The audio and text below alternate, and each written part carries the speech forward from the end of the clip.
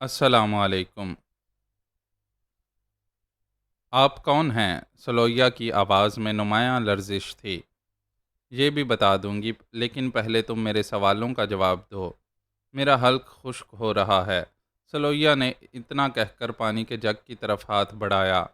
ٹھہرو، میں پلاتی ہوں۔ تمہارا یہ کپ کپاتا ہوا ہاتھ تو جگ گرا دے گا۔ میں نے اس کے لیے گلاس میں پانی انڈیلا اور اپنی کرسی سے اٹھ کر اس کی کرسی کے ہتھے سے جا ٹکی۔ میں نے داہنا ہاتھ اس کی گردن میں حائل کر دیا اور بائیں ہاتھ میں پکڑا ہوا پانی کا گلاس اس کے ہونٹوں سے لگا دیا۔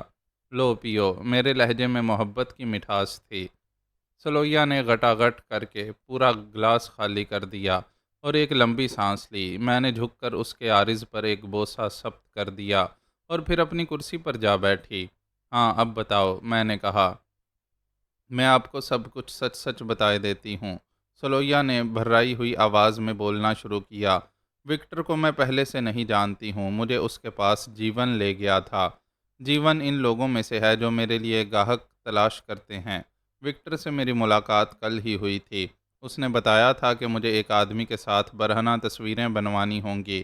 اس کام کے لیے مجھے 10,000 کی پیشکش کی گئی تھی اور حامی بھرنے پر مجھے 5,000 روپے ایڈوانس بھی مل گئے تھے۔ مجھے یہ معاملہ کچھ خطرناک تو معلوم ہوا تھا، لیکن ضروریات کے تحت میں مجبور ہو گئی۔ ان دنوں مجھے کوئی اچھا گاہک نہیں ملا تھا، اس لیے ہاتھ بڑا تنگ تھا۔ کل رات وہ لوگ پروگرام کے تحت کار لے کر میرے گھر آئے اور مجھے لے کر وہاں گئے۔ تم لوگ عقبی دروازے سے داخل ہوئے تھے؟ ہاں، دروازہ کھلا ہوا ملا تھا۔ نہیں، جب دستک دی تھی تو کھلا تھا۔ دروازہ کھولنے والا اس گھر کا ملازم تھا۔ ان کی باتوں سے مجھے اندازہ ہوا کہ ملازم کو کچھ دے دلا کر اپنے ساتھ ملایا گیا تھا اور اس نے اپنے مالک کو دودھ میں بے ہوشی کی دوا ملا کر دی تھی۔ مجھے اس وقت تک یہ نہیں معلوم تھا کہ اس گھر کا مالک کون ہے اور مجھے یہ تصویریں کس کے ساتھ کھنچوانی ہیں۔ وہ تو جب میں نے انہیں دیکھا تو چونکی۔ تم رانا حمید کو پہلے سے جانتی تھیں؟ جانتی تو نہیں تھی، لیکن میں نے ان کا نام سنا تھا اور اخبارات میں ان کی تصویریں بھی دیکھی تھیں۔ جب میں نے ان کو پہچانا تو مجھے احساس ہوا کہ معاملہ اس سے بھی زیادہ خطرناک ہے جتنا میں نے سوچا تھا۔ پھر بھی تم تصویریں بنوانے پر آمادہ ہو گئیں۔ میں بھی مجبور تھی۔ اگر میں انکار کرتی تو وہ لوگ میرا نہ جانے کیا حشر کرتے۔ وکٹر کے بارے میں میرا اندازہ تھا کہ وہ بہت خطرناک آدمی ہے۔ میں وہاں تنہائی میں ان کے رحم و کرم پر تھی۔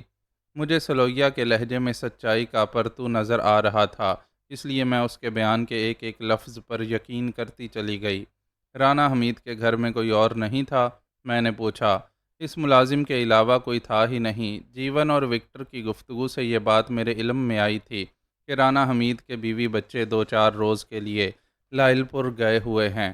جب تم لوگ اندر پہنچے تھے تو وہ ملازم کہاں تھا؟ اسے دروازے کے باہر ہی نگرانی کے لیے چھوڑ دیا گیا تھا۔ گویا وکٹر کو معلوم تھا کہ رانا حمید کس کمرے میں ہوگا۔ یہ بات جیون کو معلوم تھی۔ اسی کی رہنمائی میں ہم اس کمرے تک پہنچے تھے۔ میں نے پر اطمینان انداز میں سر کو خفیف سی جنبش دی اور پھر پوچھا، وکٹر سے تمہاری ملاقات کہاں ہوئی تھی؟ وہ ایک ہوٹل میں مقیم ہے۔ کس ہوٹل میں؟ سلویہ نے مجھے ہوٹل کا پتہ اور کمرے کا نمبر بتایا، جو میں نے ذہن نشین کر لیا۔ جیون اور اس کے دوسرے ساتھی کے بارے میں نے کوئی پوچھ گچھ نہیں کی۔ وہ تو بہت ذیلی شاخیں تھیں جنہیں چھانٹنے یا نہ چھانٹنے سے کوئی فرق نہیں پڑتا تھا۔ میرا خیال ہے کہ میں نے تمہارا بہت زیادہ وقت نہیں لیا۔ میں گھڑی دیکھ کر بولی، چلو میں تمہیں تمہارے ہاسپٹل چھوڑتی ہوئی نکل جاؤں گی۔ ارے ہاں، چائے تو پی لو۔ پیالیوں میں ہماری چائے ٹھنڈی ہو چکی تھی، لیکن چائے دانی ابھی گرم تھی۔ مزید 2 پیالیاں آسانی سے بن گئیں۔ چائے پی کر ہم دونوں گھر سے روانہ ہوئے۔ آپ نے ابھی تک اپنے بارے میں نہیں بتایا، سلویہ ہچکچاتی ہوئی بولی۔ تمہارا کیا اندازہ ہے؟ میں مسکرائی۔ پولیس، وہ بولی۔ ظاہر ہے کہ اس کے علاوہ کچھ نہیں سوچا جا سکتا تھا۔ اب اس بات کا تم خاص خیال رکھنا کہ ان لوگوں کو میری تمہاری ملاقات کا علم نہ ہونے پائے، اسی میں تمہاری بہتری ہے۔ ابھی تو میں یہ کہہ سکتی ہوں کہ تم سرکاری گواہ بن گئی ہو اور ان لوگوں کو پکڑوانے میں میری مدد کرو گی، لیکن اگر وہ لوگ بھاگ نکلے تو یہی سوچا جائے گا کہ تم نے انہیں ہوشیار کر دیا۔ اس کے بعد میں تمہیں کسی طرح بھی نہیں بچا سکوں گی۔ سمجھ رہی ہو نا؟ سلویہ نے آہستگی سے اس بات میں سر ہلایا۔ اسے ہاسپٹل کے گیٹ پر اتار کر میں اپنے ہوٹل کی طرف روانہ ہو گئی۔ مجھے خدشہ تھا کہ میری رات بھر گمشدگی نے کوئی نہ کوئی گل ضرور کھلایا ہوگا۔ رؤف مجھے غائب پا کر چین سے نہیں بیٹھ سکتا تھا۔ اسے جب اپنی بیوی سے معلوم ہوا ہوگا کہ میں نے فون کیا تھا تو اس نے فوری طور پر مجھ سے رابطہ قائم کرنے کی کوشش کی ہوگی، اور مجھے نہ پا کر، ہاں یہی ایک اہم سوال تھا کہ مجھے نہ پا کر اس نے کیا کیا ہوگا۔ میں ہوٹل پہنچی اور دروازہ کھول کر اپنے کمرے میں داخل ہوئی۔ داخل ہوتے ہی میرا پیر اخبار پر پڑا جو صبح ہی صبح ویٹر دروازے کی نچلی درز سے اندر پھینک گیا ہوگا۔ میں اخبار اٹھا کر اسے کھولتی ہوئی اپنے بستر کی طرف بڑھی۔ بستر پر بیٹھتے بیٹھتے میری نظر سرخی پر پڑی۔ وہ خاصی سنسنی خیز تھی۔ عوام کو بغاوت پر اکسانے کی امریکی سازش۔ سینٹرل انٹیلیجنس ایجنسی کا تربیت یافتہ عملہ پاکستان پہنچنے والا ہے۔ اس سرخی کے ذیل میں جو خبر شائع ہوئی تھی اس کا علم مجھے پرسوں رات کو صدر مملکت سے ہو چکا تھا، لیکن پھر بھی اس خبر کو شہ سرخی کے ساتھ دیکھ کر مجھے معاملے کی سنگینی کا بڑا شدید احساس ہوا۔ اخبار کی دوسری سنسنی خیز خبر یہ تھی کہ بھارتی فوج اور کشمیری حریت پسندوں میں جنگ شروع ہو گئی۔ یہ خبر میرے لیے تو کیا کسی کے لیے بھی غیر متوقع نہیں ہوگی، کیونکہ ایک روز قبل ہی انقلابی کونسل نے مقبوضہ کشمیر میں جنگ آزادی کا اعلان کر دیا تھا۔ ان خبروں نے مجھے خاصی حد تک تشویش میں مبتلا کر دیا۔ پاک و ہند پر جنگ کے بادل منڈلاتے نظر آ رہے تھے۔ ان حالات میں CIA یقیناً بہت زیادہ سرگرم ہو جاتی ہے۔ اچانک ٹیلی فون کی گھنٹی بجی اور میرے خیالات کا سلسلہ منقطع ہو گیا۔ میں نے ریسیور اٹھایا۔ فون کرنے والا رؤف ہی تھا۔ میں نے اس کی آواز سنی۔ مجھے ابھی ابھی اطلاع ملی ہے کہ آپ ہوٹل پہنچ گئی ہیں۔ ہاں ہاں، کیوں؟ میں نے اتنی معصومیت سے کہا جیسے کوئی خاص بات نہ ہو۔ میں ابھی آپ کے پاس پہنچ رہا ہوں۔ رؤف نے کسی قسم کے سوالات کیے بغیر سلسلہ منقطع کر دیا۔ میں ریسیور رکھ کر پھر اس پیچیدہ اور سنگین صورتحال سے الجھنے لگی۔ یہ غالباً میری چھٹی حس تھی جس نے مجھے یہ باور کرا دیا تھا کہ ڈاکٹر فونگ تائیوان کے توسط سے CIA کا ایجنٹ ہے، اور اب ان لوگوں نے رانا حمید کی تصویریں اس لیے بنائی ہیں کہ اسے بلیک میل کر کے اس سے کوئی خاص کام لے سکیں۔ اب دیکھنا یہ ہے کہ وہ کیا کام ہے۔ اس میں کوئی شبہ نہیں کیا جا سکتا تھا کہ کوئی بہت ہی اہم کام ہوگا۔ صدر مملکت کے ذہن میں CIA کی متوقع سرگرمیوں کے خدشات پہلے ہی جاگ چکے تھے، اور یہ ان کی ذہانت کی دلیل تھی۔ لیکن مجھے افسوس صرف اس بات کا تھا کہ انہیں سب سے زیادہ فکر اپنے اقتدار اور اپنی زندگی کی تھی۔ وزیر خارجہ ابھی تک ڈھاکہ میں تھے، اور میں ان کو یہ صورتحال بتانے کے لیے بہت بے چین تھی۔ مجھے اعتراف ہے کہ ان کی شخصیت نے مجھے بہت متاثر کر رکھا تھا، اور میں اس بات پر یقین رکھتی تھی کہ اگر وہ صدر مملکت کی جگہ ہوتے تو اپنی ذات کے خول سے باہر نکل کر پورے ملک کی بقا کے لیے فکر مند ہوتے۔ میں اسی ادھیڑ بن میں مبتلا تھی کہ دروازے پر دستک ہوئی۔ میرے خیال کے مطابق آنے والا رؤف ہی ہو سکتا تھا۔ میں نے اٹھ کر دروازہ کھولا اور میرے خیال کی تصدیق ہو گئی۔ آپ خیریت سے تو ہیں نا؟ وہ اندر داخل ہو کر چھوٹتے ہی بولا۔ ہاں ہاں، کیوں؟ میں ہنس پڑی۔ آپ رات بھر غائب رہیں۔ اطمینان سے بیٹھیے، پھر بات چیت ہوگی۔ میں یہ کہہ کر ٹیلی فون کی طرف بڑھتی چلی گئی۔ ریسیور اٹھا کر میں نے روم سروس سے رابطہ قائم کیا اور چائے کے لیے ہدایت دی۔ سلویا کے گھر کی چائے مجھے اچھی نہیں لگی تھی۔ رؤف بیٹھ کر اپنے پائپ میں تمباکو بھرنے لگا تھا۔ جب میں اس کے سامنے جا بیٹھی تو رؤف بولا، رات کو 2 بجے تک تو میں نے آپ کا انتظار کیا تھا، اور پھر تھکن کی وجہ سے مجھے نیند آ گئی۔ میں نے بس ایک آدمی کی ڈیوٹی لگا دی تھی کہ جیسے ہی آپ واپس لوٹیں مجھے فون پر اطلاع دے دی جائے۔ ایک بار تو جی میں آیا کہ آپ کو تلاش کرنے کے لیے پولیس فورس استعمال کروں، لیکن اس سے خاصا ہنگامہ ہو جاتا۔ تاہم اگر آپ آج دوپہر تک دستیاب نہ ہوتیں تو پھر مجھے یہ قدم اٹھانا ہی پڑتا۔ کل رات میں رانا حمید کے معاملے میں الجھ گئی تھی۔ کیا مطلب؟ میں نے اسے شروع سے آخر تک تمام واقعات بتا دیے۔ رؤف نے بڑی حیرت اور دلچسپی سے سب کچھ سنا اور مضطرب نظر آنے لگا۔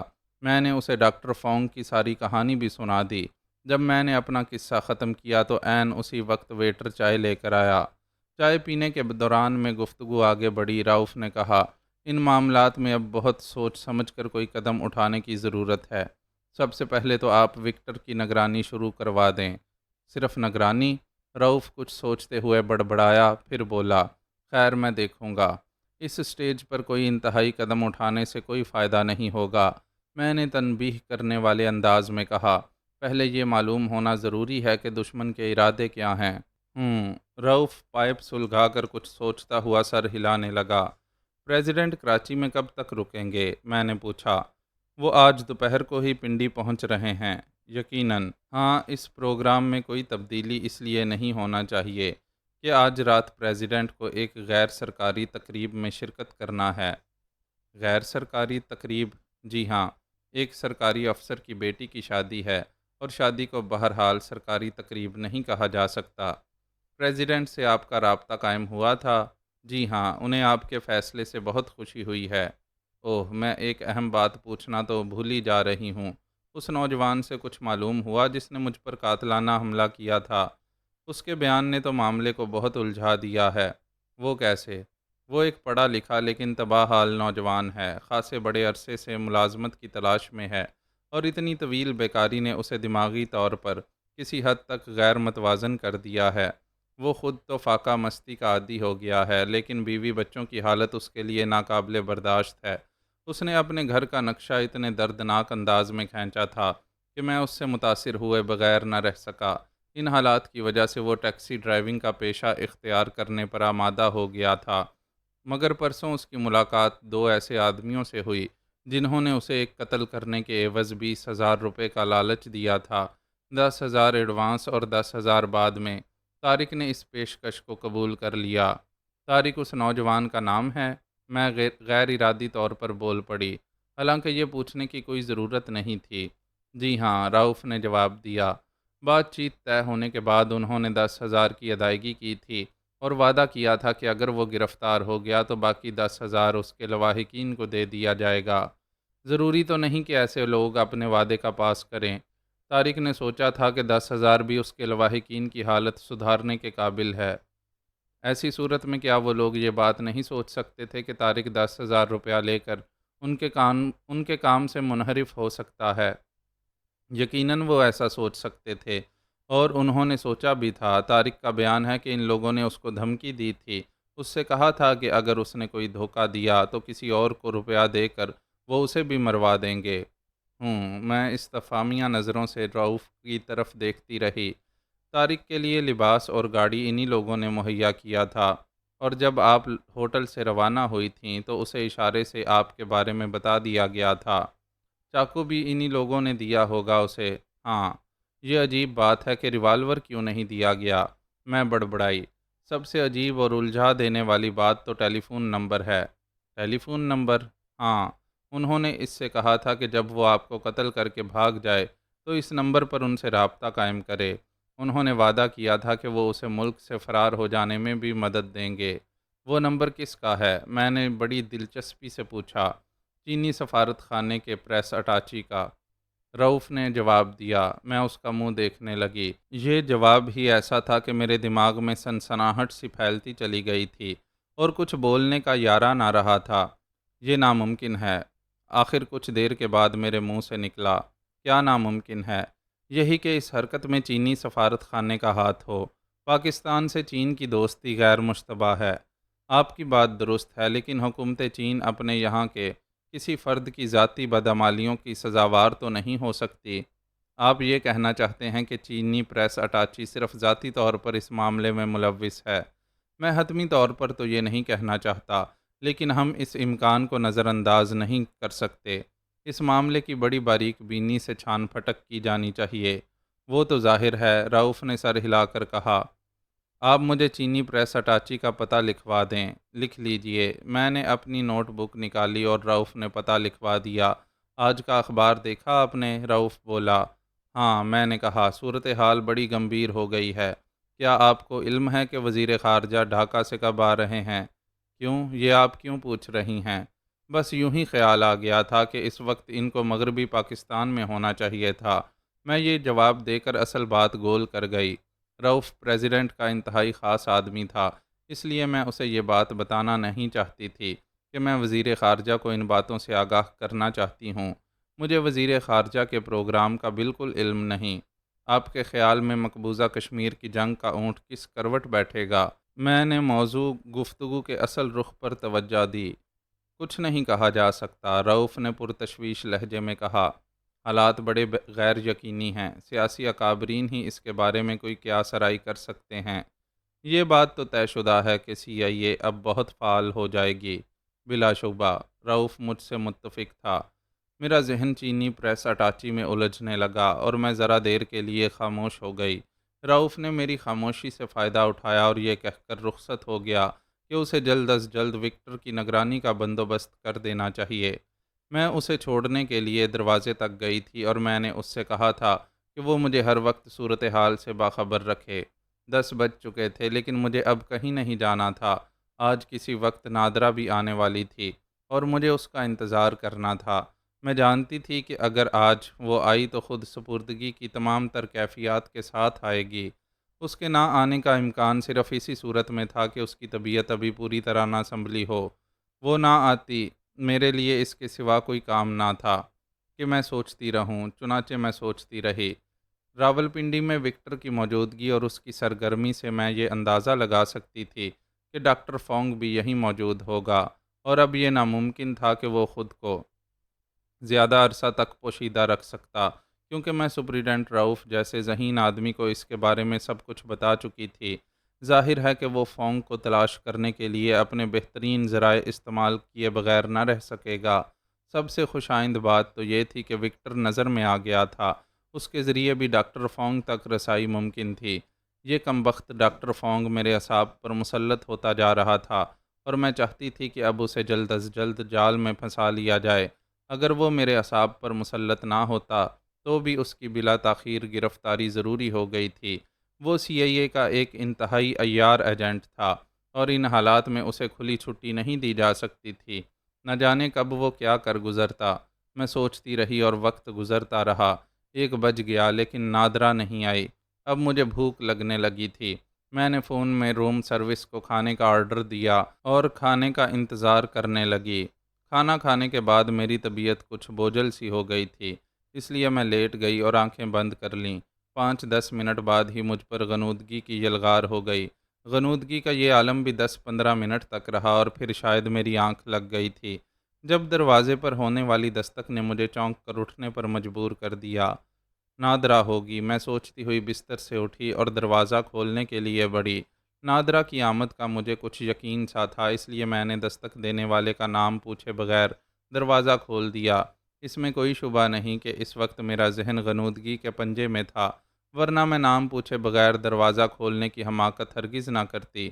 میں اسے حماقت ہی سمجھتی ہوں، لیکن بہرحال اس وقت میری حماقت کوئی رنگ نہیں لائی، کیونکہ میرے یقین کے مطابق وہ نادرہ ہی تھی۔ سیاہ رنگ کے چست شلوار سوٹ میں اس کے شباب کی بغاوت دیدنی تھی۔ اس کا گورا گورا رنگ سیاہ پس منظر کے باعث کچھ اور نکھر رہا تھا۔ اچانک مجھے شرارت سوجی اور میں نے روٹھے ہوئے انداز میں منہ پھیر کر کہا، اگر اتنی ہی دیر سے آنا تھا تو نہ آتیں، کیا فرق پڑتا؟ میں نے دیکھا تو نہیں لیکن محسوس کیا کہ نادرہ نے جلدی سے اندر آ کر دروازہ بند کر لیا۔ اس کی مہک میرے بہت قریب آ گئی اور پھر میں نے اپنے کندھے پر اس کے ہاتھ کا لمس محسوس کیا۔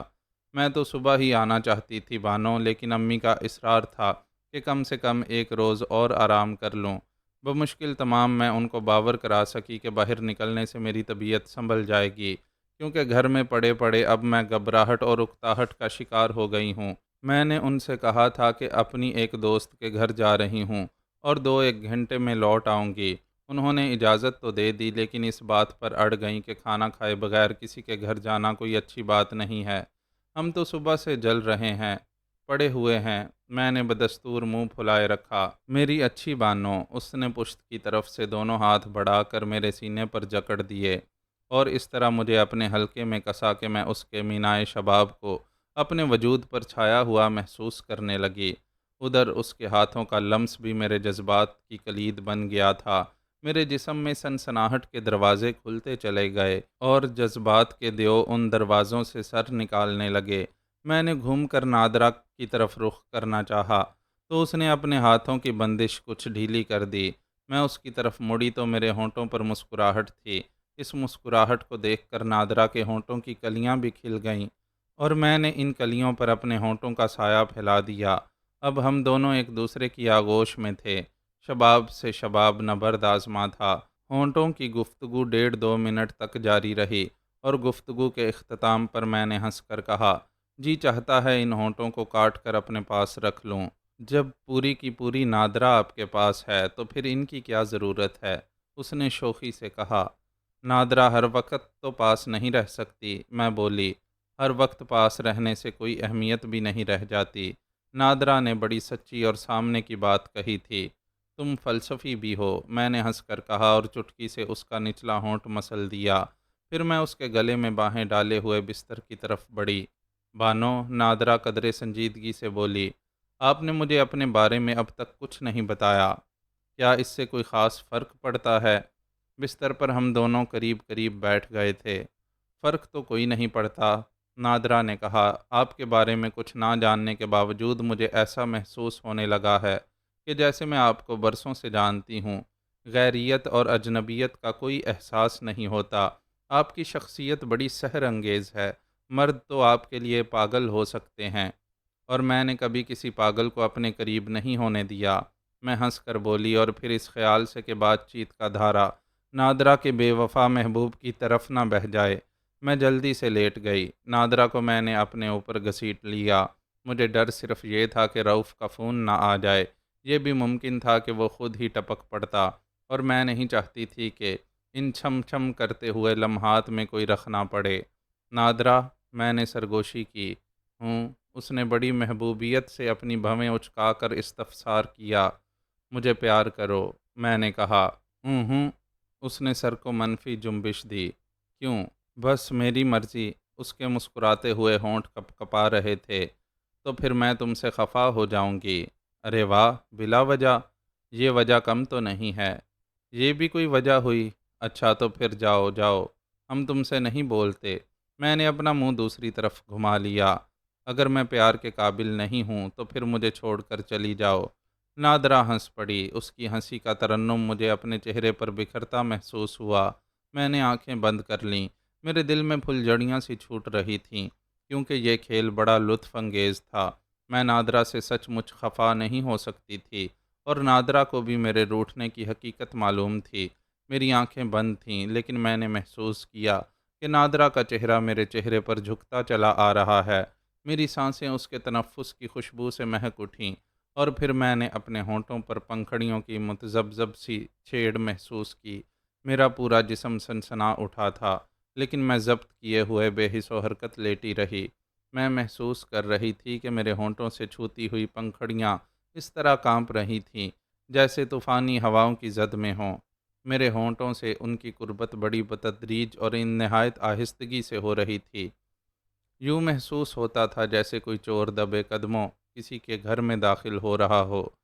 اب میں نے اچانک آنکھیں کھول دیں اور دیکھا کہ نادرا کی آنکھیں بند تھیں اور چہرے پر پسینے کی چمک آ گئی تھی۔ میں نے اپنے جسم کو اب بھی کوئی حرکت نہیں دی۔ میرے وجود کی گہرائی سے کوئی شے ابل پڑنے کے لیے بےتاب تھی، لیکن میں نے خود کو بے قابو نہیں ہونے دیا، اور ایک دوشیزہ کی ہچکچاہٹ اور تذبذب کا لطف انگیز تماشا دیکھتی رہی۔ یہ مشاہدہ دلچسپ بھی تھا۔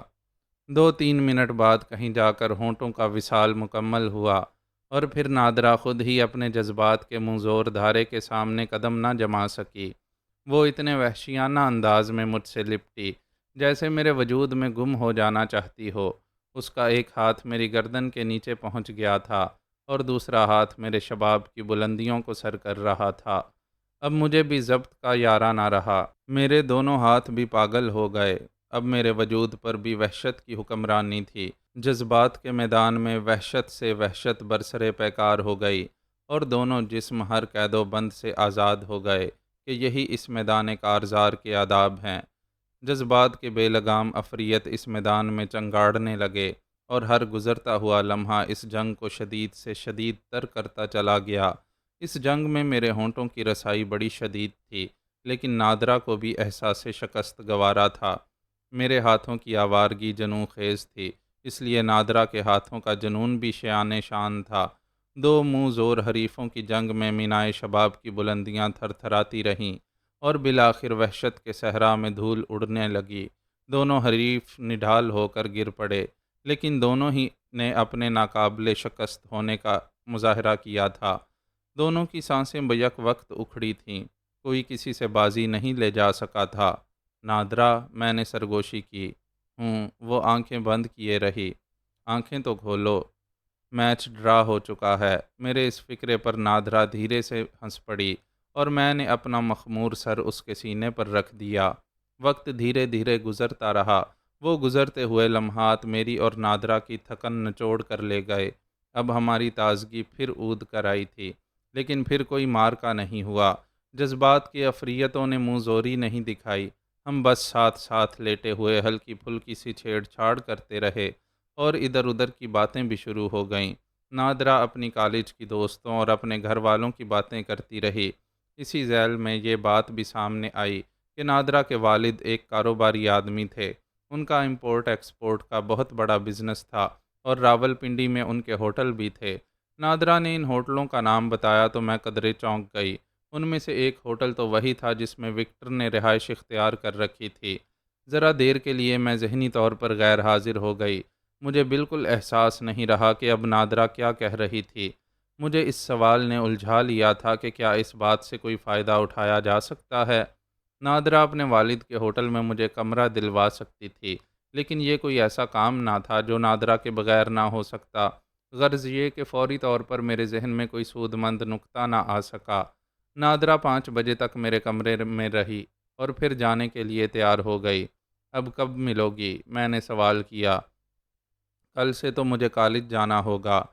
کالج سے واپسی پر تو میرے پاس سے ہو کر جا سکتی ہو، لیکن اس وقت زیادہ دیر تک نہیں رک سکتی۔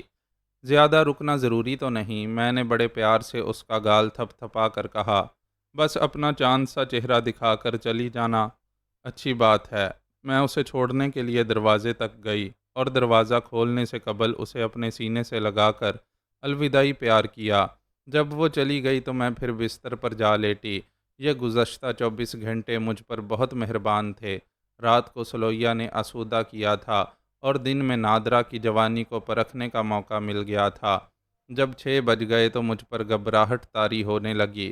اب میں 4 دیواری سے نکل بھاگنا چاہتی تھی، لیکن رؤف کے کسی متوقع پیغام کے باعث میرا نکلنا مناسب نہ تھا۔ اس بات کے امکانات تاریک نہیں تھے کہ اس نے وکٹر کی نگرانی شروع کروا کے کوئی کام کی بات معلوم کر لی ہو۔ میں نے چائے منگوا کر پی، لیکن ظاہر ہے کہ اس سے بوریت کا ازالہ ممکن نہیں تھا۔ بوریت بڑھتی ہی رہی۔ 7 بجے دروازے پر بڑے زور سے دستک ہوئی۔ میں چونکی ہی نہیں بلکہ اچھل پڑی۔ مجھے دستک دینے والے کی بدتمیزی پر غصہ آ گیا۔ کون ہے؟ میرے لہجے میں شدید جلاہٹ تھی۔ رؤف، جواب ملا۔ میں دروازے کی طرف بڑھی، لیکن اب میری جلاہٹ کی جگہ تعجب نے لے لی تھی۔ رؤف انتہائی مہذب اور پڑھا لکھا آدمی تھا۔ اس سے میں ایسی وحشیانہ دستک کی توقع نہیں کر سکتی تھی۔ جیسے ہی میں نے دروازہ کھولا، رؤف نے مضطربانہ انداز میں کہا، جلدی سے تیار ہو جائیے۔ خیریت؟ میں نے اسے گھور کر دیکھا۔ اتنا وقت نہیں ہے کہ میں یہیں کھڑے کھڑے سب کچھ بتاؤں۔ رؤف اندر آتا ہوا بولا، آپ تیار ہونے میں جتنا کم وقت صرف کریں گی اتنا ہی بہتر ہوگا۔ رؤف کے چہرے پر اضطراب و پریشانی کی ایک نہ پڑھی جانے والی کہانی تحریر تھی۔ میں نے اس کہانی کو پڑھنے کی کوشش میں وقت صرف نہیں کیا اور جلدی سے باتھ روم کی طرف بڑھ گئی۔ رؤف کی خواہش کے مطابق میں نے تیار ہونے میں 7-8 منٹ سے زیادہ صرف نہیں کیے اور اس کے ساتھ کمرے سے نکل آئی۔ کمرے کو لاک کر کے چابی پرس میں ڈال دی اور تیزی سے زینے کی طرف قدم بڑھاتی ہوئی بولی، ہاں اب بتائیے کیا بات ہے؟ کار میں بیٹھ کر گفتگو ہوگی، رؤف نے جواب دیا۔ میں چپ ہو گئی۔ زیادہ بےتابی کا مظاہرہ بھی کچھ ٹھیک نہیں تھا۔ زینے کے اختتام پر کمانڈر حق سے آمنا سامنا ہو گیا۔ وہ اوپر آ رہا تھا۔ میں اجنبیوں کی طرح اس کے برابر سے گزر گئی اور اس نے بھی شناساؤں کا سا کوئی انداز ظاہر نہیں کیا۔ وہ بدستور اسی ہوٹل میں مقیم تھا، کیونکہ میں نے اسے ہدایت کر دی تھی کہ وہ خاموشی سے میرے آئندہ احکامات کا انتظار کرے۔ رؤف خود کار میں آیا تھا، اس لیے مجھے اپنے کرائے کی گاڑی لینے کی ضرورت نہیں پڑی۔ میں ڈرائیونگ سیٹ کے برابر میں بیٹھی اور رؤف نے اسٹیئرنگ سیٹ سنبھال لی اور انجن سٹارٹ کر دیا۔ میں بڑی بے چینی سے اس کے بولنے کی منتظر تھی، لیکن یہ میں نے طے کر لیا تھا کہ بات چیت کی ابتدا اب خود نہیں کروں گی۔ رؤف نے میرے صبر کو زیادہ نہیں آزمایا اور بولا، میں نے فوری طور پر وکٹر کی نگرانی شروع کرا دی تھی اور ابھی آدھے گھنٹہ قبل اس کا نتیجہ بھی نکل آیا ہے۔ میں نے اس نتیجے کے بارے میں کوئی استفسار نہیں کیا، اور مجھے استفسار کرنے کی ضرورت بھی نہیں تھی کیونکہ رؤف خاموش نہیں ہوا تھا۔ آج شام وکٹر فلیش ہوٹل میں ایک آدمی سے ملا تھا۔ نگرانی کرنے والے نے ان کی باتیں سننے کی کوشش کی تھی لیکن زیادہ باتیں نہیں سن سکا تھا۔ صرف ایک جملہ اور قدرے توقف کے بعد ایک لفظ اس کی سمجھ میں آیا تھا۔ جملہ یہ تھا کہ وہ مجبوراً ایسا کرنے پر آمادہ ہو گیا ہے، اور وہ لفظ تھا تقریب۔ تقریب، میں نے زیر لب دہرایا، اور مجھے رؤف ہی کی بتائی ہوئی یہ بات یاد آئی کہ آج رات پریزیڈنٹ ایک غیر سرکاری تقریب میں شرکت کریں گے۔ ہاں، رؤف نے کہا، بس یہی ایک لفظ اور ایک جملہ نگرانی کرنے والے کی سمجھ میں آیا تھا۔ آپ نے اس سے کیا نتیجہ اخذ کیا ہے؟ میں دھیرے سے بولی۔ یقینی طور پر تو کچھ نہیں کہا جا سکتا، لیکن اس جملے میں اس کا اشارہ رانا حمید کی طرف بھی ہو سکتا ہے۔ ظاہر ہے کہ ان کی عریاں تصاویر اسی لیے بنائی گئی تھیں کہ انہیں بلیک میل کر کے کسی خاص کام پر مجبور کیا جا سکے، اور تقریب کے لفظ سے میرا دھیان اسی تقریب کی طرف گیا ہے جس میں آج پریزیڈنٹ شریک ہونے والے ہیں۔ میں نے اپنی گھڑی پر نظر ڈالی، 7:20 ہوئے تھے۔ رؤف کہتا رہا، بارات وہاں 7:30 پہنچے گی اور پریزیڈنٹ 8 آئیں گے۔ پروگرام کے مطابق ان کو وہاں 1 گھنٹہ رکنا ہے، اور یہ 1 گھنٹہ بڑا اہم ہے۔ ضروری تو نہیں ہے کہ میرا قیاس درست ہو، لیکن ہم لوگ کسی بھی امکان کو نظر انداز کرنے کی خطرناک غلطی نہیں کرتے۔ آپ کا قیاس کیا ہے؟ میں نے سوال کیا، حالانکہ میں خود بھی سمجھ رہی تھی کہ وہ کیا سوچ رہا تھا۔ کیا آپ اندازہ نہیں کر سکتی کہ میں کیا سوچ رہا ہوں؟ رؤف کے لہجے کی سنجیدگی میں بڑی گمبھیرتا آ گئی تھی۔ میں نے اپنے سر کو اثباتی جنبش دی۔ پھر اب آپ کیا قدم اٹھانے والے ہیں؟ میں اس سلسلے میں جو احتیاطی اقدامات کروں گا وہ اپنی جگہ پر ہیں، لیکن میں چاہتا ہوں کہ آپ اس تقریب میں ضرور شریک ہوں۔ یہ کیسے ممکن ہے؟ ناممکن نہیں ہے۔ ہم وہاں 7:30 پہنچیں گے، اور یہی وقت بارات کا ہے۔ میزبان یہ سمجھیں گے کہ آپ مہمانوں میں سے ہیں، اور اس طرح آپ کو تقریب میں شرکت کا موقع مل جائے گا۔ آپ خاص طور سے رانا حمید پر نظر رکھیے گا۔ کیا رانا حمید کی وہاں موجودگی کے بارے میں آپ تصدیق کر چکے ہیں؟ ہاں، رؤف نے جواب دیا، اور لیڈی فاروق بھی اس تقریب میں شریک ہوں گی۔ لیڈی فاروق انہی 5 افراد میں سے ایک تھی جن کے بارے میں مجھے صدر مملکت کی خواہش کے مطابق تحقیقات کرنا تھی۔ میں سوچ میں پڑ گئی۔ ایک کٹھن امتحان میرے سر پر تھا۔ میں اپنی سوچ بچار سے اس وقت چونکی جب برق رفتار گاڑی بہت تیزی سے رکنے لگی، یہاں تک کہ ایک ہلکے سے دھچکے کے ساتھ وہ رک ہی گئی۔ میں نے سوالیہ نظروں سے رؤف کی طرف دیکھا تو وہ بولا، اب آپ ڈرائیونگ سیٹ سنبھالیے، یہاں سے آپ کو تنہا جانا ہے۔ کیوں؟ مناسب نہیں ہوگا کہ مجھے آپ کے ساتھ دیکھا جائے۔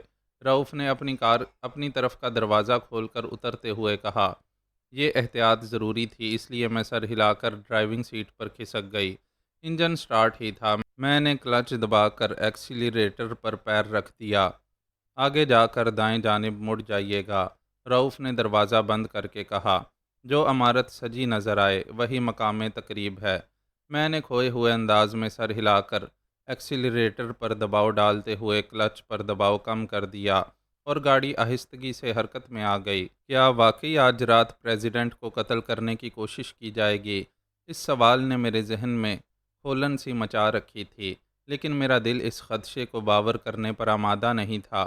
کم سے کم رانا حمید سے اس حرکت کی توقع نہیں کی جا سکتی تھی، مانا کہ وہ اپنی عریاں تصاویر کے باعث بلیک میل ہو سکتا تھا، بلکہ یقیناً ہوا ہوگا، لیکن وہ خود کو بدنامی سے بچانے کے لیے اتنا خطرناک قدم ہرگز نہیں اٹھا سکتا تھا۔ اچانک میرے ذہن میں ایک خیال ابھرا، رؤف نے پریزیڈنٹ کو اس تقریب میں شرکت کرنے سے روک کیوں نہ دیا؟ وہ ایسا کرنے پر قادر تھا۔ کوئی بھی سربراہ مملکت اپنے انٹیلیجنس افسروں کے ایسے مشوروں کو رواداری میں رد نہیں کرتا۔ یہ تو بس ایک شادی کی تقریب تھی جسے بڑی آسانی سے نظر انداز کیا جا سکتا تھا۔ میرا ذہن الجھتا ہی چلا گیا، لیکن راستے کا خیال میرے ذہن سے محو نہیں ہوا۔ رؤف نے جس سڑک پر مڑنے کے لیے کہا تھا میں اسی سڑک پر مڑی، اور میں نے دیکھا کہ میرے آگے گاڑیوں کی ایک لمبی سی قطار چلی جا رہی تھی۔ غالباً وہ بارات ہی کی گاڑیاں تھیں۔ سڑک کی دونوں طرف ملٹری پولیس کے مسلح جوان استادہ تھے۔ ظاہر ہے کہ یہ انتظامات بارات کے لیے نہیں بلکہ پریزیڈنٹ کی آمد کے باعث تھے۔ وہ عمارت خاصی بڑی تھی جسے بقائے نور بنایا گیا تھا۔ میں باراتیوں کے ساتھ وہاں پہنچ گئی۔ عمارت کا لان بھی بہت بڑا تھا۔ لان کیا، اچھا خاصا باغ تھا جہاں تقریب کے انتظامات کیے گئے تھے۔ دلہا دلہن کے لیے انتہائی دیدہ زیب اور شاندار سٹیج تیار کیا گیا تھا۔ وہاں پہنچتے ہی بڑے غیر متوقع طور پر میرا سامنا کیپٹن آفاق سے ہوا۔ آپ، وہ بھی مجھے دیکھتے ہی چونک پڑا اور پھر اس کے ہونٹوں پر بھی بڑی طنزیہ مسکراہٹ پھیل گئی۔ اس نے کہا، میں چونکہ میزبانوں میں سے ہوں اس لیے آپ کو خوش آمدید کہتا ہوں، ادھر تشریف لائیے۔ میں خاموشی اور سنجیدگی کے ساتھ اس طرف چل پڑی جدھر وہ مجھے لے جا رہا تھا۔ آخر ایک جگہ پہنچ کر وہ رکا۔ یہاں تشریف رکھیے۔ اس کے لہجے سے زہر ابلا پڑ رہا تھا۔ کیپٹن آفاق، میں نے اپنی پیشانی پر ہلکی سی شکن ڈال کر کہا، میں بچی نہیں ہوں۔ میں آپ کا مطلب نہیں سمجھا معزز خاتون۔ کیپٹن آفاق نے قدرے جھک کر کہا، تمہارے استقبال کرنے کے انداز میں جو کاٹ ہے وہ مجھ سے پوشیدہ نہیں رہ سکتی۔ بہتر ہوتا کہ تم ماضی کے واقعات کو بھول جاتے۔ میں نے بھی انہیں بھلا دیا ہے۔ کیا زخم کو بھی بھلایا جا سکتا ہے صبیحہ بانو؟ میں نے تمہیں کوئی زخم نہیں لگایا، صرف اس زخم کو روکا ہے جو تم کسی کو لگانے والے تھے۔ یہ تو مختلف انداز فکر کی بات ہے صبیحہ بانو۔ اچھا، اب مجھے اجازت دیں، میں دلہن کے بھائی کا دوست ہوں، اس لیے مجھے آنے والوں کا استقبال کرنا ہے۔ میں نے جواب دینے کی بجائے ہونٹ بھینچ لیے اور کیپٹن آفاق کو دور جاتے ہوئے دیکھتی رہی۔ اس سے ٹکراؤ نے طبیعت کو خاصا مکدر کر دیا تھا۔ میں کوشش کرنے لگی کہ اس تقدر کو جلد از جلد ختم کر دوں، کیونکہ میں یہاں ایک اہم مشن پر آئی ہوں۔ مجھے ذہنی اور جسمانی طور پر پوری طرح چاق و چوبند رہنے کی ضرورت تھی۔ باوردی ملازمین ٹرالیوں پر مختلف مشروبات لیے ہوئے مہمانوں کے درمیان گھومتے پھر رہے تھے۔ میں نے ایک ٹرالی سے ایک گلاس اٹھا لیا اور ہلکی ہلکی چسکیاں لیتی ہوئی ارد گرد کا جائزہ لینے لگی۔ وہاں اس وقت 400 سے کم افراد نہ تھے اور آمد کا سلسلہ ابھی جاری تھا۔ چنیدہ چنیدہ شخصیتیں نظر آ رہی تھیں، سیاسی بھی اور غیر سیاسی بھی، تجار بھی اور بڑے بڑے سرکاری ملازمین بھی۔ ملک کا ایک مشہور و معروف فلمی ہیرو بھی وہاں موجود تھا۔ مجھے کئی شناسا چہرے بھی نظر آئے، لیکن مجھے اب تک ان میں سے کسی نے نہیں دیکھا تھا۔ دیکھا تو نہیں تھا، لیکن یہ ضروری نہ تھا کہ تقریب کے اختتام تک مجھے کوئی نہ دیکھتا۔ اختتام کی بات تو بہت دور کی تھی۔ 10 منٹ بعد ہی میں اپنے شناساؤں میں گر گئی۔ وہ سب مجھ سے اس اچانک ملاقات پر بے حد خوش نظر آ رہے تھے۔ ان میں سے 3 افراد نے بہت عرصہ قبل کراچی چھوڑ کر پنڈی میں سکونت اختیار کر لی تھی، اور ایک صاحب خاص طور سے اس تقریب میں شرکت کرنے کے لیے آج ہی کراچی سے آئے تھے۔ ان کا نام زماں تھا، بلکہ یہ کہنا چاہیے کہ زماں ہے۔ وہ آج بھی زندہ ہے۔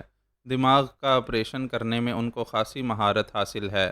ان لوگوں سے مل کر میری تنہائی بھی ختم ہو گئی اور اجنبیت کا احساس بھی مٹ گیا۔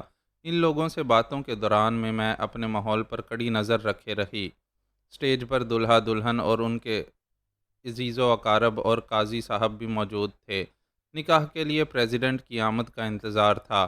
اچانک میری نظر 2 چینی اشخاص پر پڑی تو مجھے چینی سفارت خانے کے پریس اٹاچی کا خیال آ گیا، جس کا ٹیلی فون نمبر مجھ پر حملہ کرنے والے نوجوان کو دیا گیا تھا۔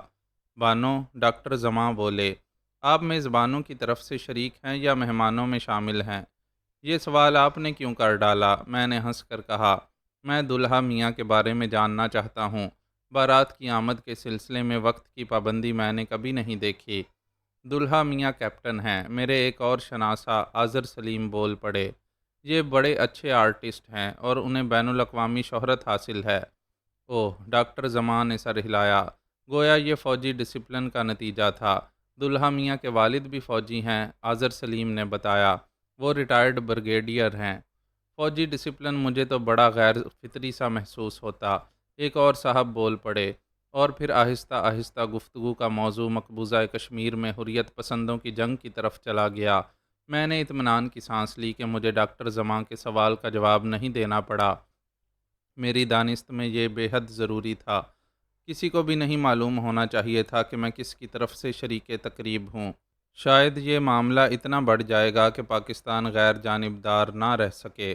ڈاکٹر زمان نے بڑے پرزور لہجے میں کہا، اگر پاکستان غیر جانبدار نہ رہ سکا تو پھر بھارت سے جنگ بھی یقینی سمجھیے۔ اظہر سلیم نے خیال ظاہر کیا۔ میں نے اس بحث میں حصہ نہ لیا اور اطراف کا جائزہ لیتی رہی۔ میری آنکھیں رؤف کی متلاشی تھیں، لیکن وہ ایک بار بھی نظر نہیں آیا تھا۔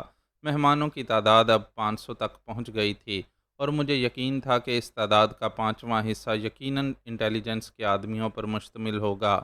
لیڈی فاروق کو تو میں پہچانتی ہی نہیں تھی، لیکن رانا حمید کو میں نے دیکھ لیا تھا۔ وہ سٹیج کے قریب ہی بیٹھا ہوا تھا اور تنہا نہیں تھا۔ ظاہر ہے کہ ایسی شخصیات کسی تقریب میں تنہا نہیں رہ سکتی، لیکن وہ ان لوگوں کی رفاقت سے کچھ اکتایا ہوا سا نظر آ رہا تھا۔ اکتاہٹ کے ساتھ ساتھ ہی اس کے چہرے پر اضطرابی کیفیت بھی بالکل نمایاں نظر آ رہی تھی۔ اچانک سڑک کی طرف سے پے در پے سیٹیوں کی آوازیں آنے لگیں، اور پھر پریزیڈنٹ کی آمد کا غلغلہ بلند ہوا۔ خاصی ہڑبونگ سی مچی ہوئی تھی، لیکن اس ہڑبونگ میں بھی تنظیم کا ایک پہلو نمایاں تھا۔ غالباً یہ انٹیلیجنس کے لوگوں کی کاوش کا نتیجہ تھا کہ صدر مملکت کی آمد کا غلغلہ سن کر سبھی لوگ ان کے دیدار کے لیے نہیں بھاگ اٹھے تھے۔ جن لوگوں کو میں نے باہر کی طرف لپکتے دیکھا، وہ غالباً اس تقریب کے انتظامی گروہ کے ارکان تھے۔ میں نے خاص طور سے صرف رانا حمید پر ہی نظر رکھی۔ اس نے اپنی جگہ سے ذرا بھی جنبش نہیں کی تھی، لیکن اس کی پیشانی پر لکیروں کے ابھار کچھ بڑھ گئے تھے۔ اضطرابی کیفیت اس کی آنکھوں میں خود بدا رہی تھی، اور وہ بار بار پہلو بدل رہا تھا۔ ادھر میرے اعصابی تناؤ میں بھی اضافہ ہوتا جا رہا تھا۔ صدر کی آمد کے ساتھ ہی مجھے ساری فضا بڑی مسموم معلوم ہونے لگی تھی۔ اب عنقریب کوئی واقعہ ظہور پذیر ہونے والا تھا، اور کیفیت کے اعتبار سے وہ واقعہ اپنے وجود میں کسی دھماکے سے کم نہ ہوتا۔ امکان یہی تھا کہ اس دھماکے کا مخرج یا منبع رانا حمید کی ذات ہوگی۔ اس لیے میں نے ہجوم مہمانہ میں لیڈی فاروق کو تلاش کرنے کی کوشش نہیں کی۔ ظاہر ہے کہ اس کوشش میں میری توجہ رانا حمید کی طرف سے ہٹ جاتی، اور یہ میرے خیال میں مناسب نہیں ہوتا۔ میں معذرت کر کے اپنے ساتھیوں سے الگ ہو گئی اور ایک گلاس ہاتھ میں لیے تنہا شغل کرتی رہی۔ بظاہر میں خود فراموشی کے عالم میں تھی، لیکن در حقیقت میں نے اپنے ہوش و حواس بحال رکھنے کی ایسی کوشش پہلے کبھی شاید ہی کی ہو۔ اچانک میں نے دیکھا کہ رانا حمید نے اپنے ساتھیوں سے کچھ کہا اور اٹھ کر ایک طرف چل پڑا۔ چند گنے چنے افراد صدر محترم کا سواگت کرنے کے لیے اسی طرف رخ کر رہے تھے۔ میں بھی اسی طرف ٹہلتی چلی گئی۔ مجھے رانا حمید کی حرکات و سکنات کے ایک ایک پل کا حساب رکھنا تھا۔ میں نے دیکھا کہ وہ گھوم کر عمارت کے عقبی حصے کی طرف چل دیا تھا۔ میں سائے کی طرح اس کے پیچھے لگی رہی۔ مجھے دیکھنے والوں کو یہ شبہ ہرگز نہیں ہو سکتا تھا کہ میں کسی کا تعاقب کر رہی ہوں۔ میں تو گویا ٹہل رہی تھی، اور یہی انداز رانا حمید کا بھی تھا۔ ہم دونوں کے علاوہ بھی کئی افراد ادھر سے ادھر آ جا رہے تھے۔ میں نے ان لوگوں پر اچٹتی سی نظریں ڈالی تھیں، لیکن کوشش یہ تھی کہ اچٹتی سی نظر ہی سے ان کی شخصیت کی گہرائی تک اتر جاؤں۔ میں ان میں سے ایسے افراد کو تاڑ لینا چاہتی تھی جو انٹیلیجنس سے تعلق رکھتے ہوں۔ امکان یہی تھا کہ انٹیلیجنس کے آدمی اس وقت عمارت کے چپے چپے پر ہوں گے، البتہ ان کا زور عمارت کے سامنے والے حصے کی طرف ہوگا، جہاں صدر مملکت اپنی گاڑی سے اترنے کے بعد میزبانوں سے مصافحہ کر رہے ہوں گے۔ میں رانا حمید کے پیچھے لگی ہوئی عمارت کے عقبی لان میں پہنچ گئی، جہاں میزوں کی کئی قطاریں تھیں اور انہیں کھانے کے لیے سجایا جا رہا تھا۔ بے داغ وردیوں میں ملبوس بیرے تیزی سے ادھر ادھر حرکت کر رہے تھے۔ کراکری اور کٹلری کی آوازوں کے سوا کوئی آواز سنائی نہیں دے رہی تھی۔ سب خاموشی سے اپنے کام میں مصروف تھے۔ لان پر اکا دکا افراد ٹہلتے ہوئے بھی نظر آئے۔ اپنے حلیے اور وضاقتہ کے اعتبار سے وہ مہمان معلوم ہو رہے تھے۔ وہ دو چار سے زیادہ نہیں تھے۔ ٹھنڈی ٹھنڈی نیلگوں روشنی ہر طرف بکھری ہوئی تھی۔ اس روشنی کا انتظام اس طرح کیا گیا تھا کہ کسی گوشے میں بھی سائے کا احساس نہ ہو سکتا تھا۔ میں اس الجھن کا شکار ہو گئی کہ رانا حمید ادھر کیوں آیا ہے۔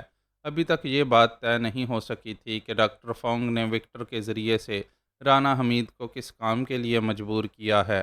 اس تقریب میں رانا حمید ایسی کیا حرکت کرے گا جو ڈاکٹر فونگ کی مقصد براری کا باعث ہو۔ ان سوالوں پر غور کرتے ہوئے بار بار ذہن میں یہی آتا تھا کہ شاید صدر کو قتل کرنے کی کوشش کی جائے گی۔ رانا حمید کے اس طرف آنے سے اس خیال کو نمو ملتی تھی کہ شاید وہ کہیں ٹائم بم چھپانے کی کوشش کرے گا۔ رانا حمید نے عقبی لان پر قدم رکھتے ہی متلاشی نظروں سے ادھر ادھر دیکھنا شروع کیا، اور پھر اس کی نظر بس دو تین ہی لمحوں کے لیے ایک مرکز پر رک گئی۔ لیکن میں نے اسے تاڑ لیا۔ اب میں نے گہری نظر سے سفید وردی میں ملبوس اس بہرے کو دیکھا جو بظاہر کام کرتے کرتے تھک کر سستانے کے لیے ایک کرسی میں گر گیا تھا۔ رانا حمید اسی طرف ٹہلتا چلا گیا۔ میں ذرا زاویہ بدل کر آگے بڑھی۔ اس کھلی فضا میں یہ مناسب نہیں تھا کہ میں براہ راست ان کے قریب ہونے کی کوشش کرتی۔ رانا حمید جب اس بحیرے کے قریب پہنچا تو وہ مؤدبانہ انداز میں کھڑا ہو گیا اور جھک کر رانا حمید سے کچھ کہنے لگا۔ انداز ایسا ہی تھا جیسے وہ رانا حمید سے پوچھ رہا ہو کہ ان کے لیے کون سا مشروب پیش کیا جائے۔ میں خود کو مشتبہ بنائے بغیر ان لوگوں سے جس حد تک نزدیک ہو سکتی تھی ہو گئی، لیکن یہ قربت اس حد تک نہیں تھی کہ میں ان کی آوازیں سن سکتی۔ لان کا وہ گوشہ لوگوں کی چہل پہل سے محروم تھا اور وہ میز بھی دوسری میزوں سے کچھ الگ تھلگ رکھی ہوئی تھی۔ غالباً اس میز کو کھانے کے علاوہ کسی کام میں لایا جانا تھا۔ اس میز کے بالکل برابر میں کراٹا کی باڑ لگی ہوئی تھی۔ مجھے اس باڑ سے فائدہ اٹھانے کا خیال فوری طور پر تو نہیں آ سکا، لیکن اس میں زیادہ دیر بھی نہیں لگی اور میرے قدم اس طرف اٹھتے چلے گئے۔ میں باڑ کی دوسری طرف ان کے بالکل قریب پہنچ کر رک گئی۔ اب میری بائیں جانب کراٹا کی باڑ تھی اور دائیں جانب احاطے کی جالی دار دیوار۔ میں ان جالیوں سے احاطے کے باہر جھانکنے لگی۔ انداز ایسا ہی تھا جیسے بوریت کے عالم میں اس سے بہتر مشغلہ نہ سوچ سکا ہو۔ احاطے کی دوسری طرف خاصی چلتی ہوئی سڑک تھی۔ ظاہر ہے کہ اس سمت کو محفوظ خیال نہیں کیا جا سکتا تھا، اس لیے ادھر بھی سڑک پر مسلح پولیس کا سخت پہرا تھا۔ پہرا دینے والے سپاہیوں کی پشت دیوار کی طرف تھی، اس لیے یہ احتمال نہیں تھا کہ وہ مجھے دیکھ لیں گے۔ رہ گئے بیرے وغیرہ یا وہ چند افراد جو لان پر چہل قدمی کر رہے تھے تو ان کی نظریں کراٹا کی باڑ میں ہی الجھ کر رہ جاتیں۔ بالفرض محال اگر وہ لوگ مجھے دیکھ بھی لیتے تو زیادہ سے زیادہ یہ شبہ کرتے کہ میں وہاں اپنے کسی ساتھی کی منتظر ہوں۔ ایسے گوشہ تنہائی میں کسی سے ملاقات شادی کے ہنگاموں سے زیادہ باعث لطف ہوتی ہے۔ میں نے ایسی تقریبات میں کئی مرتبہ آنکھ مچولیاں دیکھی ہیں۔ میں نے جالی دار دیوار سے جھانکتے ہوئے اپنی سماعت کو کراٹا کی باڑ کی دوسری طرف مبذول کر رکھا تھا اور میرے اس فعل کی سود مندی ثابت بھی ہو گئی تھی۔ میں نے رانا حمید کو اٹک اٹک کر بولتے سنا، پستول تو سیکیورٹی والوں نے لے لیا۔ مگر کیسے؟ سیکیورٹی والوں نے ہر ایک کی جامہ تلاشی تو نہیں لی۔ انہیں تم پر شبہ کیوں ہوا؟ بیرے کے لب و لہجے میں ادب کا شائبہ بھی نہیں تھا۔ اس کے برخلاف ایسی سختی تھی جیسے بچے کی کسی غلطی پر اسے سرزنش کی جا رہی ہو۔ کچھ شبہ تو ہوا ہوگا۔ رانا حمید کی آواز میں بالکل جان نہیں تھی۔ ہو سکتا ہے تم نے جان بوجھ کر انہیں اپنی طرف متوجہ کیا ہو۔ مسٹر حمید، اگر تم ناکام رہے تو یہ سمجھ لو کہ کل دوپہر سے پہلے پہلے تمہاری تصویریں اس شہر کے بچے بچے کے ہاتھوں میں ہوں گی۔ میں ناکامی کی وجوہات پر غور کرنے کا قائل نہیں ہوں، مگر اب میں کیا کر سکتا ہوں؟ پستول، یہ بہانہ تو میں ابھی ختم کیے دیتا ہوں۔ مجھے اسی قسم کی کسی بات کا خدشہ تھا اور اسی لیے میں اس وقت یہاں موجود ہوں۔ لو یہ سنبھالو، اور اب میں کوئی بہانہ نہیں سنوں گا۔ میں نے فیصلہ کیا کہ اب وہاں سے ہٹ جاؤں۔ مجھے جو کچھ سننا تھا وہ سن چکی تھی۔ ویسے بھی امکان یہی تھا کہ اب ان دونوں میں مزید گفتگو نہیں ہوگی۔ مجھے اس بیرے کی آواز جانی پہچانی سی لگی اور اسی لیے میں نے سوچا تھا کہ جلد از جلد لان پر پہنچ کر ذرا قریب سے اس پر ایک نظر ڈال لوں۔ بیرے کی جیب سے رانا حمید کی جیب تک کا فاصلہ پستول نے کیوں کر طے کیا یہ تو میں نہیں دیکھ سکی، کیونکہ کراٹا کی باڑ نے میری بصارت کو بھی قاصر رکھا تھا۔ لیکن جب میں لان میں پہنچ کر ان دونوں کے قریب سے گزری تو میں نے یہ ضرور دیکھا کہ رانا حمید کا ایک ہاتھ جیب میں تھا۔ اس بیرے کے بارے میں میرے شبہات درست ثابت ہوئے اور میں نے اسے پہچان لیا۔ وہ وکٹر تھا، ڈاکٹر فونگ کے گروہ کا ایک سرگرم رکن۔ موجودہ حالات تو یہ بتا رہے تھے کہ شاید وہ وکٹر فونگ کا دست راست تھا۔ میں نے اسے پھاٹک کی طرف بڑھتے دیکھا۔ غالباً اب وہ وہاں سے رخصت ہو جانا چاہتا تھا۔ اسی اثنا میں پھاٹک سے وہ بھیڑ چھٹ چکی تھی جو محترم صدر کی آمد کے باعث ہوئی تھی۔ رانا حمید بڑے بوجھل قدموں سے واپس لوٹ رہا تھا۔ اسے جو فکر کھائے جا رہی تھی مجھے اس کا مکمل ادراک تھا۔ میں محسوس کر رہی تھی کہ رانا حمید بلیک میلر کے ہاتھوں کھلونا نہیں بننا چاہتا، لیکن خود کو مجبور پا رہا تھا۔ اس عالم میں آدمی سبھی کچھ کر گزرنے پر آمادہ ہو جاتا ہے، لیکن اگر اس کی یہ آمادگی صدر مملکت کے قتل کے سلسلے میں تھی تو یقیناً میں اسے کامیاب نہ ہونے دیتی۔ اب مجھے سوچنا یہ تھا کہ اسے ناکام بنانے کے لیے کیا کچھ کرنا ہوگا۔ میں سائے کی طرح رانا حمید کے پیچھے لگی رہی، لے دے کر یہی ایک خیال ذہن میں جمتا جا رہا تھا کہ میں اس کے قریب تر رہنے کی کوشش کروں، اور جب بھی وہ گولی چلانے کے ارادے سے پستول سنبھالے میں اسے چھاپ بیٹھوں۔ اس کے علاوہ ایک صورت یہ بھی ہو سکتی تھی کہ انٹیلیجنس والوں کو رانا حمید کی جیب میں موجود پستول سے باخبر کر دیا جاتا، لیکن اس میں ایک خرابی یہ تھی کہ رانا حمید کا پستول چھن جانے کی صورت میں دشمن کوئی اور حربہ استعمال کر بیٹھتا، جس سے میں قطعی بے خبر تھی۔ یہ بے خبری دشمن کی کامیابی کا سبب بن جاتی۔ میں خیالات سے الجھتی ہوئی آگے بڑھتی چلی جا رہی تھی کہ ایک شخص سے ٹکراتے ٹکراتے بچی۔ میں اس وقت باغ کے ایک حصے میں پہنچنے ہی والی تھی جہاں تمام مہمان جمع تھے۔ اچانک وہ شخص سامنے آیا تو میرے ماتھے پر بل پڑ گئے۔ ظاہر ہے، صاف ظاہر ہو گیا تھا کہ اس نے جان بوجھ کر میرا راستہ روکا ہے۔ اس کا کیا مطلب ہوا؟ میں غرائی۔ کیا آپ کا نام صبیحہ بانو ہے؟ اس اجنبی شخص نے جواب دینے کے بجائے سوال داغ دیا۔ میں نے ایک جھرجھری سی لی۔ معاملہ کچھ گڑبڑ معلوم ہو رہا تھا، لیکن میں نے اپنی پریشانی کو ظاہر نہیں ہونے دیا اور بگڑے ہوئے لہجے میں بولی، اگر ہوں بھی تو تم سے مطلب، مجھ سے بس اتنا مطلب ہے کہ میں اس تقریب میں شرکت کرنے والے ہر شخص کا دعوت نامہ چیک کر سکتا ہوں۔ کیا آپ اپنا دعوت نامہ دکھائیں گی؟ میرے پاس کوئی دعوت نامہ نہیں، میں گھر پر ہی بھول آئی ہوں۔ تو پھر یہ اطلاع درست ہی معلوم ہوتی ہے کہ آپ نہ تو دلہا والوں کے ساتھ آئی ہیں اور نہ دلہن والوں کی مہمان ہیں، کیونکہ دعوت نامے میں یہ تاکید موجود ہے کہ اس کے بغیر تقریب میں شرکت نہیں کی جائے۔ اب میں آپ سے درخواست کروں گا کہ آپ میرے ساتھ عمارت کے اندر تشریف لے چلیں۔ میرے ایک ساتھی آپ سے کچھ سوالات کرنا چاہیں گے۔ میں ایک انتہائی پریشان کن سچویشن سے دوچار ہو چکی تھی۔ یہ سمجھنا مشکل نہیں تھا کہ وہ اجنبی یا تو سیکیورٹی والوں سے تعلق رکھتا تھا یا انٹیلیجنس والوں سے متعلق تھا۔ دونوں ہی صورتوں میں اس سے جان نہیں چھڑا سکتی تھی۔ دوسری طرف رانا حمید میری نظروں سے اوجھل ہو کر مہمانوں میں شامل ہو چکا تھا۔ اب کسی وقت بھی اس کی طرف سے وہ حرکت متوقع تھی جسے روکنے کا میں نے تہیہ کر رکھا تھا۔ اجنبی سے جان چھڑانے کی کوئی تدبیر میری سمجھ میں نہیں آ رہی تھی، اور اس بے بسی کی وجہ سے مجھے غصہ آنے لگا تھا، لیکن میں اپنے اس اشتعال کو زبان نہیں دے سکی۔ اگر میں یہ حماقت کر بیٹھتی تو بہت سے لوگ میری طرف متوجہ ہو جاتے۔ کیا آپ نے سنا نہیں خاتون؟ اجنبی نے قدرے تیز لہجے میں کہا۔ میں آپ کو اپنے افسر اعلیٰ کے پاس لے جانا چاہتا ہوں۔ تمہارا افسر اعلیٰ ہے کہاں؟ میں اپنے لہجے کے اشتعال کو دباتی ہوئی بولی۔ زیادہ دور نہیں ہیں، جواب ملا۔ میرے لیے اس کے سوا کوئی چارہ کار نہیں تھا کہ اس کی بات مان لوں اور جلد از جلد اس کے افسر اعلیٰ کو کسی طرح مطمئن کر کے واپس باغ میں پہنچ جاؤں۔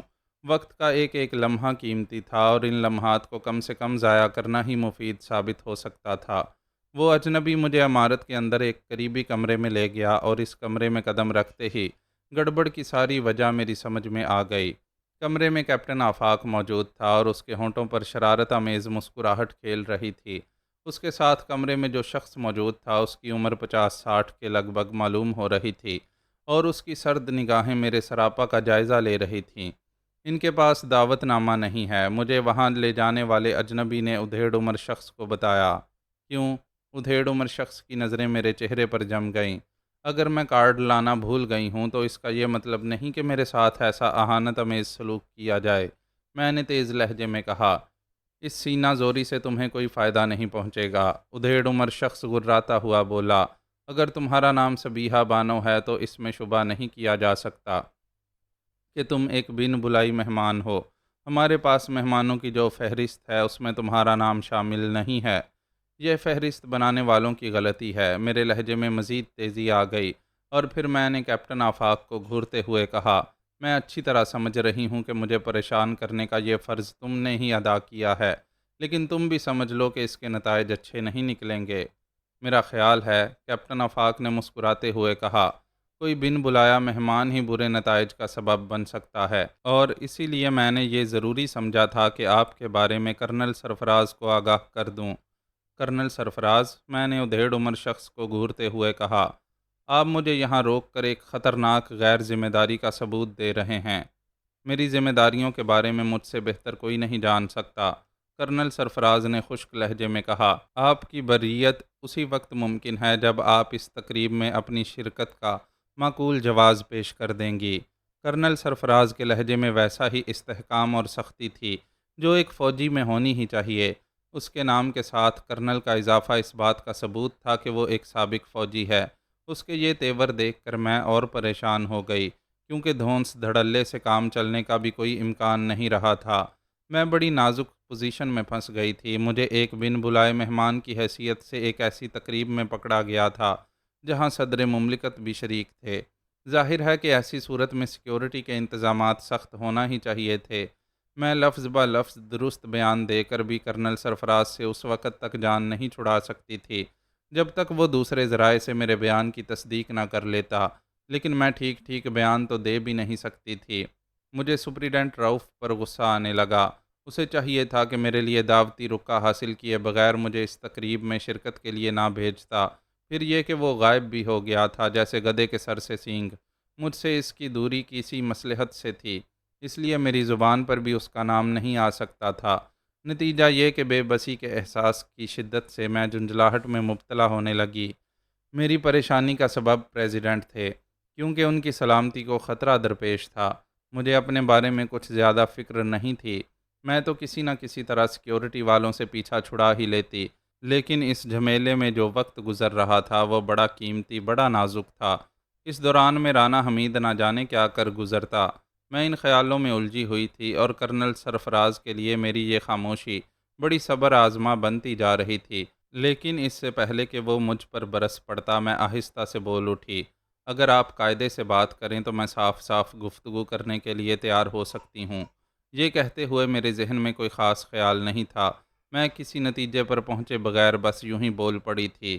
کرنل سرفراز چند لمحے تو میرے چہرے کے تاثرات کا جائزہ لیتا رہا اور پھر نسبتاً نرم لہجے میں بولا، میرا خیال ہے کہ ابھی تک میری طرف سے کوئی بے قاعدگی نہیں ہوئی۔ آپ کا لہجہ ایسا ہے جیسے آپ کسی مجرم سے مخاطب ہوں۔ آپ مجرم کی بجائے ملزم کا لفظ استعمال کریں تو مناسب ہوگا۔ کرنل سرفراز پہلی بار مسکرایا اور پھر بولا، آپ ایک پڑھی لکھی اور خاصی سوجھ بوجھ کی خاتون معلوم ہوتی ہیں، اس لیے آپ کو تو یہ اعتراف کرنا چاہیے کہ آپ کو شک و شبے کی نظر سے دیکھنے کے لیے میرے پاس خاصا معقول جواز ہے۔ تاہم قاعدے کی بات یہ ہوتی کہ آپ پہلے اپنا تعارف کراتے اور پھر یہ بتاتے کہ یہاں ان صاحب کی موجودگی کیوں ضروری ہے۔ میں نے کیپٹن آفاق کی طرف اشارہ کیا۔ میرا نام تو آپ کو معلوم ہو ہی چکا ہے، اب یہ اور بتائے دیتا ہوں کہ میں یہاں پریزیڈنٹ کی سلامتی کا ذمہ دار ہوں۔ کیپٹن آفاق کی موجودگی کا سبب یہ ہے کہ انہی کی نشاندہی پر میں نے آپ کو پوچھ گچھ کے لیے یہاں بلایا ہے، ورنہ ابھی آپ کی صرف نگرانی ہی جاری رہتی۔ نگرانی؟ میں چونک پڑی۔ جی ہاں، کرنل سرفراز پھر مسکرایا۔ آپ کا کیا خیال ہے؟ کیا ہم یہاں دعوت میں شرکت کے لیے آئے ہیں؟ میں آپ کو بتاؤں کہ جب آپ نے اس عمارت کے احاطے میں قدم رکھا تھا تو میرے 2 آدمی آپ کے پیچھے لگ گئے تھے۔ مگر کیوں؟ میرا خیال ہے کہ مہمانوں میں سے کسی کا بھی کارڈ نہیں چیک کیا گیا۔ کارڈز کی چیکنگ قطعی غیر ضروری ہوتی، کیونکہ متوقع مہمانوں کی فہرست ہمیں کئی دن پہلے ہی دے دی گئی تھی۔ ہم نے تمام لوگوں کے بارے میں چھان بین کی تھی اور جن کی طرف سے اطمینان ہو گیا تھا صرف انہی کو کارڈ ایشو کرائے گئے تھے۔ اس احاطے میں موجود میرے تمام آدمیوں نے مہمانوں کے چہرے بھی ذہن نشین کر لیے تھے، لہٰذا جیسے ہی ایک اجنبی، میرا مطلب ہے آپ نے یہاں قدم رکھا، میرے آدمیوں کی نظر میں آ گئیں۔ پھر تو مجھے فوراً ہی پکڑ لینا چاہیے تھا۔ ہم دیکھنا چاہتے تھے کہ آپ کون ہیں اور اس طرح بن بلائے کیوں دھمک پڑی ہیں۔ ہمیں یہ اعتماد تھا کہ ہم آپ کو کوئی غلط حرکت کرنے کا موقع نہیں دیں گے۔ آپ کی وجہ سے ان لوگوں کی نگرانی بھی شروع ہو چکی ہے جن سے آپ نے گفتگو کی تھی۔ خوب، اور اب؟ کرنل سرفراز کے لہجے میں مضبوطی آ گئی۔ آپ بھی بتا دیجئے کہ آپ اس اہم تقریب میں بن بلائے کیسے آ گئیں؟ میں اسی نیت سے آئی ہوں جس نیت سے آپ یہاں موجود ہیں۔ میں اب صاف صاف گفتگو کرنے پر آمادہ ہو گئی تھی، کیونکہ اس کے سوا کوئی راستہ نظر نہیں آ رہا تھا۔ کیا مطلب؟ کرنل سرفراز نے استجابیہ لہجے میں کہا۔ مجھے علم ہوا تھا کہ اس تقریب میں صدر کی شمولیت ان کے لیے خطرناک ثابت ہو سکتی ہے، چنانچہ میں بن بلایا مہمان بننے کا خطرہ مول لینے پر مجبور ہو گئی تھی۔ میرے ان جملوں نے کرنل سرفراز کے چہرے پر چھائے ہوئے پروقار تاثرات کو متزلزل کر دیا۔ اس کے جسم نے بڑی مضطربانہ جنبش کی، مگر اس سے پہلے کہ وہ کوئی سوال کرتا میں پھر بولنے لگی۔ یہاں آنے سے قبل تو میں خطرے کی نوعیت سے واقف نہیں تھی، لیکن اب بڑے یقین سے کہہ سکتی ہوں کہ ان کی زندگی خطرے میں ہے، کسی وقت بھی انہیں گولی ماری جا سکتی ہے۔ اوہ! کرنل سرفراز کے منہ سے بے ساختہ نکلا، آخر یہ خطرہ ہے کس شخص کی طرف سے؟ رانا حمید، میں نے مختصراً کہا۔ کرنل سرفراز چند لمحوں کے لیے میری صورت دیکھتا رہ گیا اور پھر ایک طویل سانس لے کر بولا، رانا حمید پر بھی ہماری نظر ہے، لیکن وہ کم از کم اب کچھ نہیں کر سکتا۔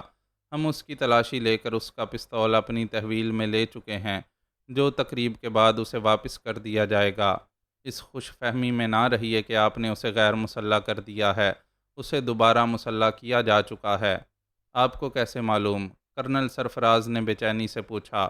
آپ واقعی بڑی مستعدی کا ثبوت دے رہے ہیں کرنل، میں نے طنزیہ لہجے میں کہا۔ اس وقت جب کہ پریزیڈنٹ کی زندگی خطرے میں ہے، آپ کو مجھ سے پوچھ گچھ کرنے میں کم از کم 1 گھنٹہ ضرور گزار دینا چاہیے۔ کرنل سرفراز کی آنکھوں سے الجھن ظاہر ہو رہی تھی۔ میں نے کنکھیوں سے کیپٹن آفاق کی طرف دیکھا، جو بڑا برا سا منہ بنائے بیٹھا تھا۔ غالباً اسے میری اس بات پر یقین نہیں آیا تھا کہ پریزیڈنٹ کی زندگی خطرے میں ہے۔ کرنل سرفراز نے کچھ سوچ کر اس طرح سر ہلایا جیسے کسی فیصلے پر پہنچ گیا ہو، اور پھر اس نے میری طرف دیکھتے ہوئے کہا، اچھی بات ہے، میں خود جا کر ایک بار پھر رانا حمید کی تلاشی لیتا ہوں، لیکن اس دوران میں آپ یہیں رکیں گی۔ دروازے پر محافظ موجود ہیں، اگر آپ نے باہر نکلنے کی کوشش کی تو وہ آپ کے ساتھ کوئی اچھا سلوک نہیں کر سکیں گے، اور میں بھی اس سلسلے میں آپ سے معذرت نہیں چاہوں گا۔ کرنل، کیپٹن آفاق بول ہی پڑا، میں نے آپ کو پہلے ہی بتا دیا تھا کہ یہ خاتون بڑی عیار واقعہ ہوئی ہیں، لیکن پھر بھی آپ شاطرانہ باتوں میں آ گئے، اور میں اس قسم کی اطلاعات کو نظر انداز نہیں کر سکتا۔ کرنل سرفراز نے آفاق کی بات کاٹتے ہوئے کہا اور پھر میری طرف دیکھ کر بولا، لیکن اگر آپ کی یہ اطلاع غلط ثابت ہوئی تو پھر مجھ سے کسی نرم رویے کی توقع ہرگز نہ کیجیے گا۔ کیپٹن آفاق نے پھر کچھ کہنے کے لیے منہ کھولا تھا، لیکن کرنل سرفراز تیزی سے چلتا ہوا کمرے سے نکل گیا۔ کیپٹن آفاق، میں اس کی طرف دیکھتی ہوئی بڑے سخت لہجے میں بولی، شاید تم آنریبل پریزیڈنٹ کی سرزنش کو بھول گئے ہو۔ میں اسے اس وقت تک نہیں بھول سکتا جب تک اس کا انتقام نہ لے لوں۔ مجھے معلوم ہو چکا ہے کہ تم کس کے بل پر اچھلتی ہو۔ میں نے شاید پچھلی ملاقات میں تم سے کہا بھی تھا کہ اگر تم بیگم پرتاپ گڑھ کی دوست ہو تو میں بھی نواب آف پرتاپ گڑھ کی قربت حاصل کر سکتا ہوں۔ جلد ہی تم میری کوششوں کا نتیجہ بھی دیکھ لو گی۔ تمہاری یہ بچگانہ حرکتیں تمہیں خاصا نقصان پہنچائیں گی۔ میں نے نفرت سے ہونٹ سکیڑ کر کہا، بہت جلد میں تمہیں اس قابل بھی نہیں رہنے دوں گا کہ تم مجھ سے نظر ملا کر بات کر سکو۔ کیا مطلب؟ میں نے تیکھے لہجے میں کہا، تمہاری عمر اتنی کچی تو نہیں ہے کہ تم میرا مطلب نہ سمجھ سکو۔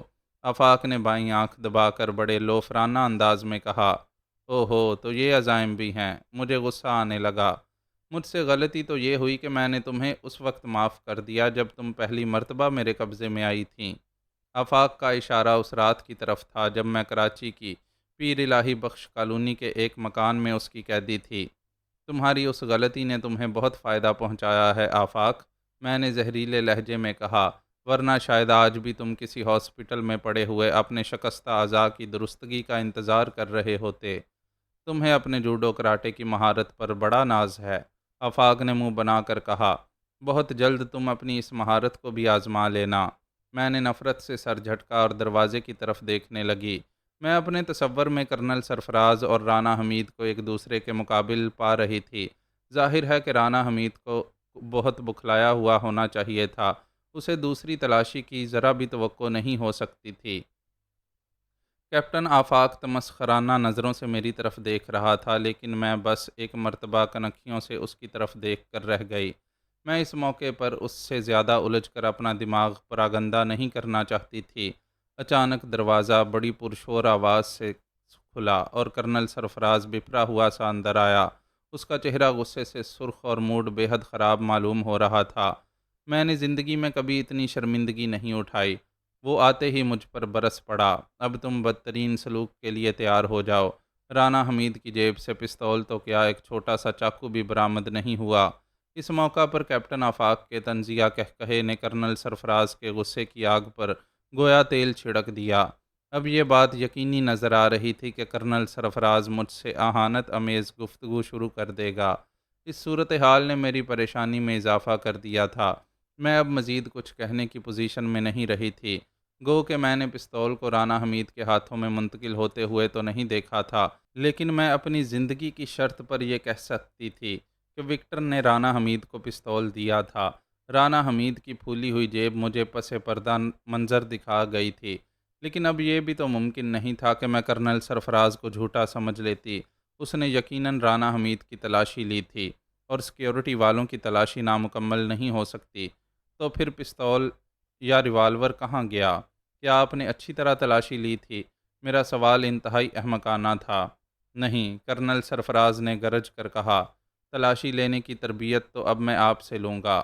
غالباً اس نے پستول کہیں چھپا دیا ہوگا۔ میں نے اپنے ذہنی انتشار پر قابو پانے کی کوشش کرتے ہوئے آہستہ سے کہا، چھپا دیا ہوگا؟ کرنل سرفراز نے طنزیہ انداز میں دہرایا، گویا اسے الہام ہوا ہوگا کہ میں دوبارہ اس کی تلاشی لینے آ رہا ہوں۔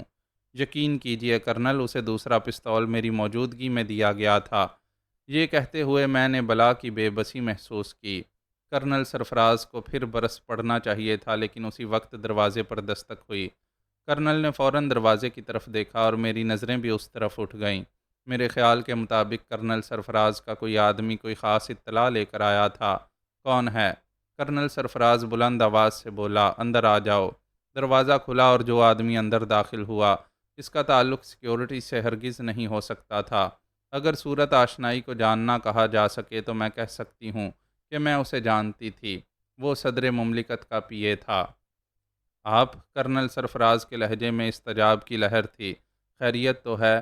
میں آپ کو بتانے آیا ہوں کہ محترمہ صبیحہ بانو کے ساتھ کوئی زیادتی نہ کی جائے، پی اے نے شائستہ لہجے میں کہا۔ یہ آنریبل پریزیڈنٹ کی مہمان ہیں، کسی وجہ سے انہیں باقاعدہ دعوت نہیں دی جا سکتی تھی، لیکن اب آپ ان کا نام ان لوگوں کی فہرست میں شامل کر لیں جو صدر محترم کی طرف سے بلائے گئے ہیں۔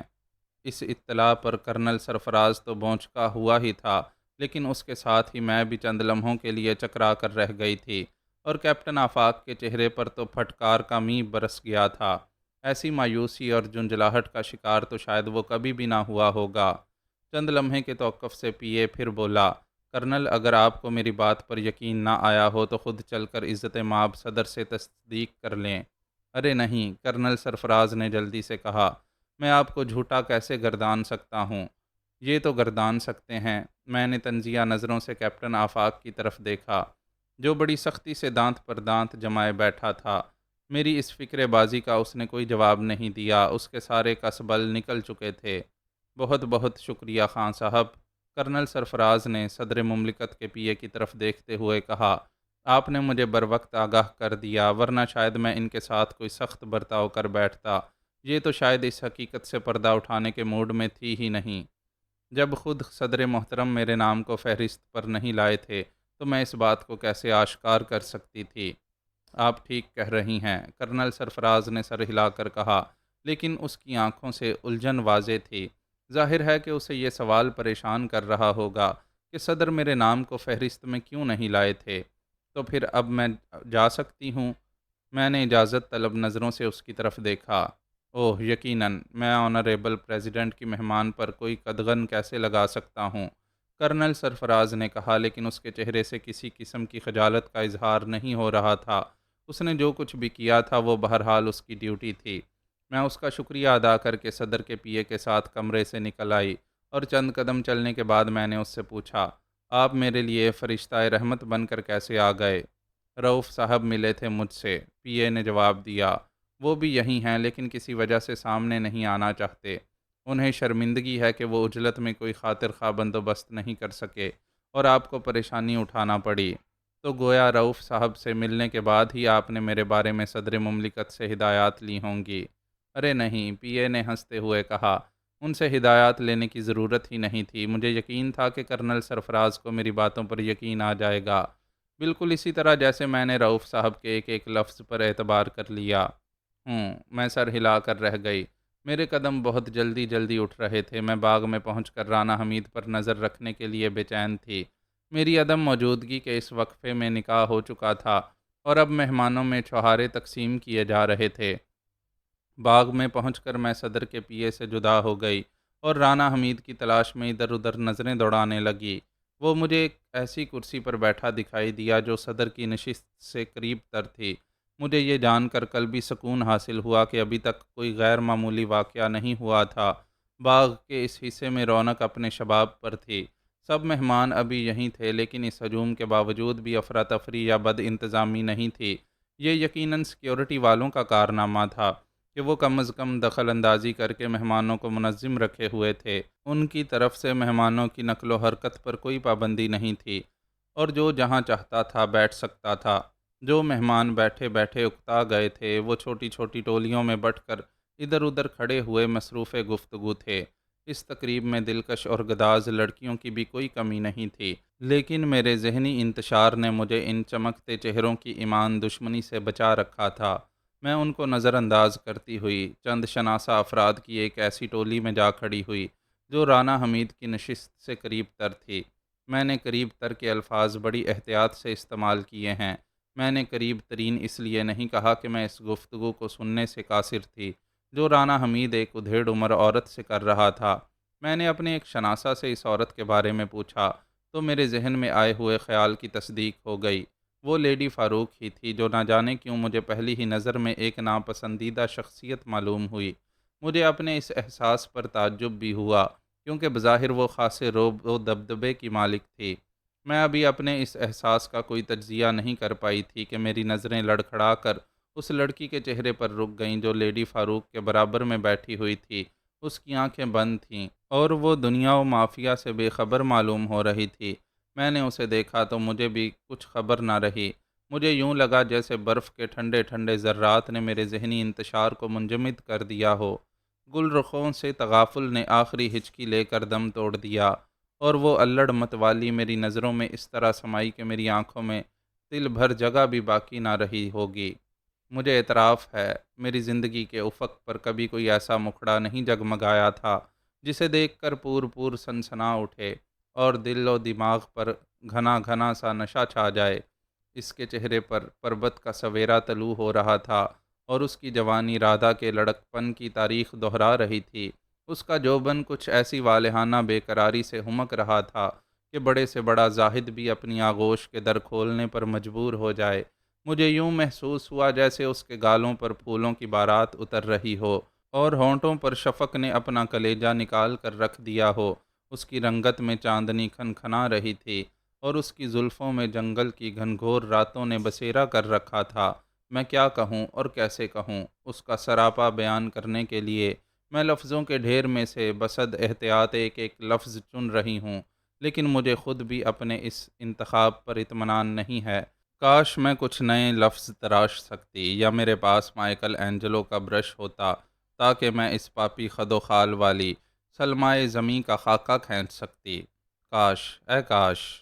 کیا دیکھ رہی ہیں بانو؟ مجھے اپنے کان کے قریب ایک سرگوشی سنائی دی تو میں چونک پڑی۔ انہی لوگوں کی ٹولی میں سے میرا ایک شناسہ بڑی شرارتی اور معنی خیز مسکراہٹ کے ساتھ میری طرف دیکھ رہا تھا۔ جب میں اس کی طرف متوجہ ہوئی تو وہ پھر بولا، ایسا معلوم ہوتا ہے جیسے آپ کی آنکھوں نے کوئی عجوبہ دیکھ لیا ہو۔ عجوبہ؟ میں نے کھوئے کھوئے سے انداز میں کہا۔ ہاں، اس وقت میری نگاہوں کے سائے میں بہاروں کے قافلے گزر رہے تھے۔ کیا آپ نے بہاروں کی شہزادی کو نہیں دیکھا؟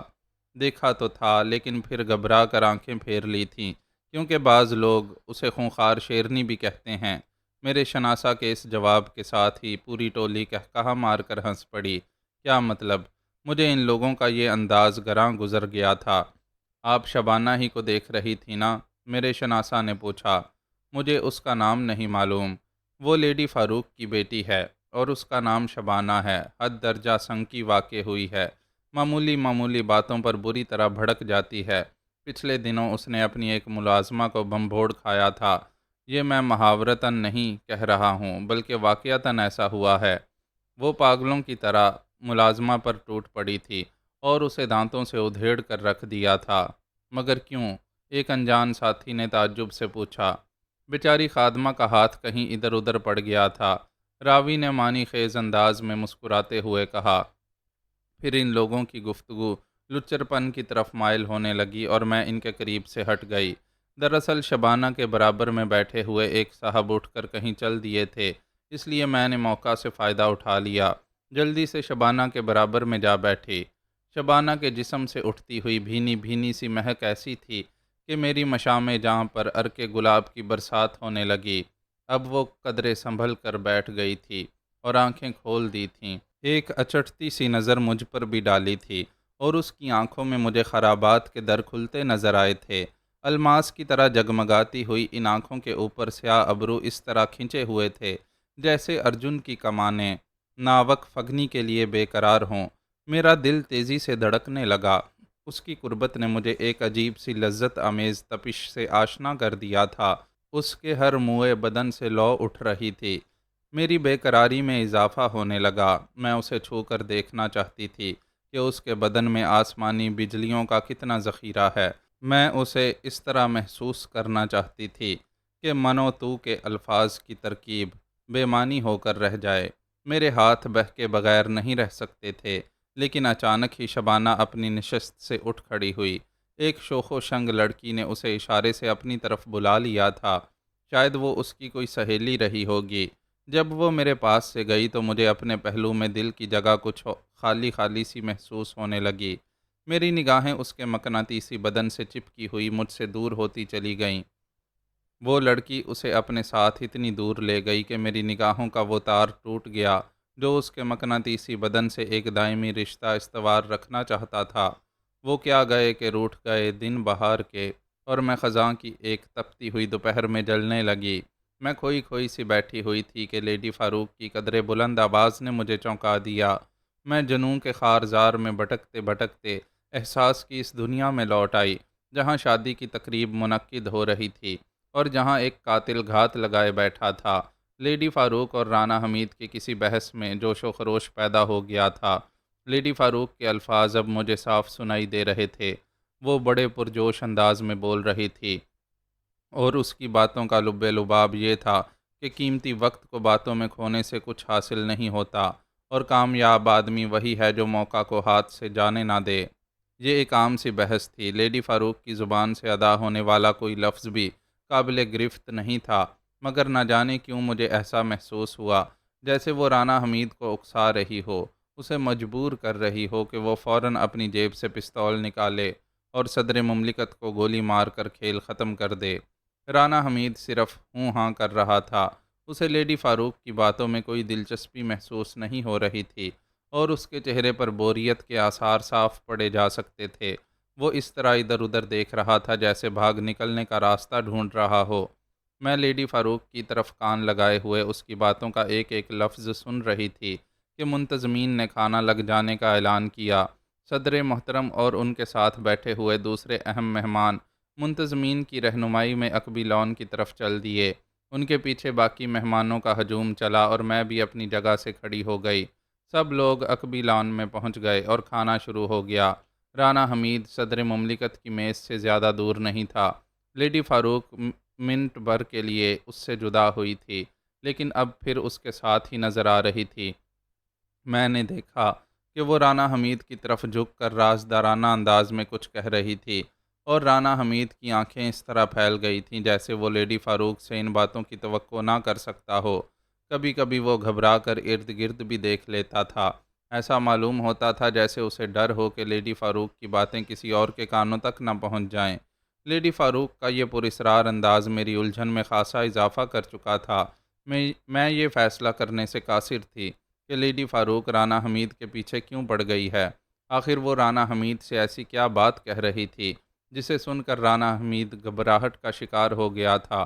میں کسی حتمی نتیجے تک نہ پہنچ سکی، لیکن لیڈی فاروق کا کردار میری نظر میں از حد مشکوک ہو چکا تھا۔ مجھے اب اپنی پہلی فرصت میں اس کے متعلق چھان بین کرنا تھی۔ شاید یہ فیصلہ کرتے ہوئے میرے لاشعور میں یہ خیال بھی موجود تھا کہ اس طرح مجھے شبانہ سے ملنے کا موقع مل سکتا ہے۔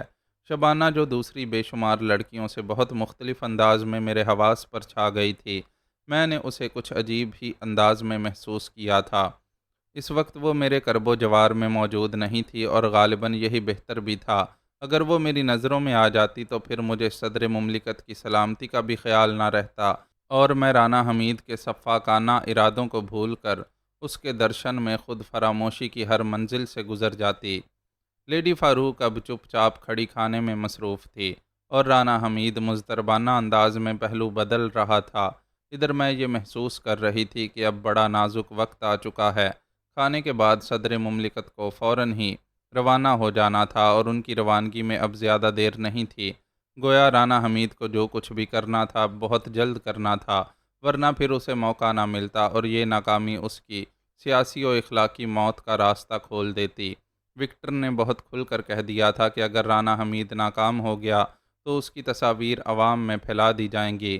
اس خوفناک صورتحال سے بچاؤ کی صرف ایک ہی صورت رانا حمید کے سامنے تھی، اور اس سے مستفید ہونے کے لیے اب رانا حمید کے پاس چند ہی منٹ رہ گئے تھے۔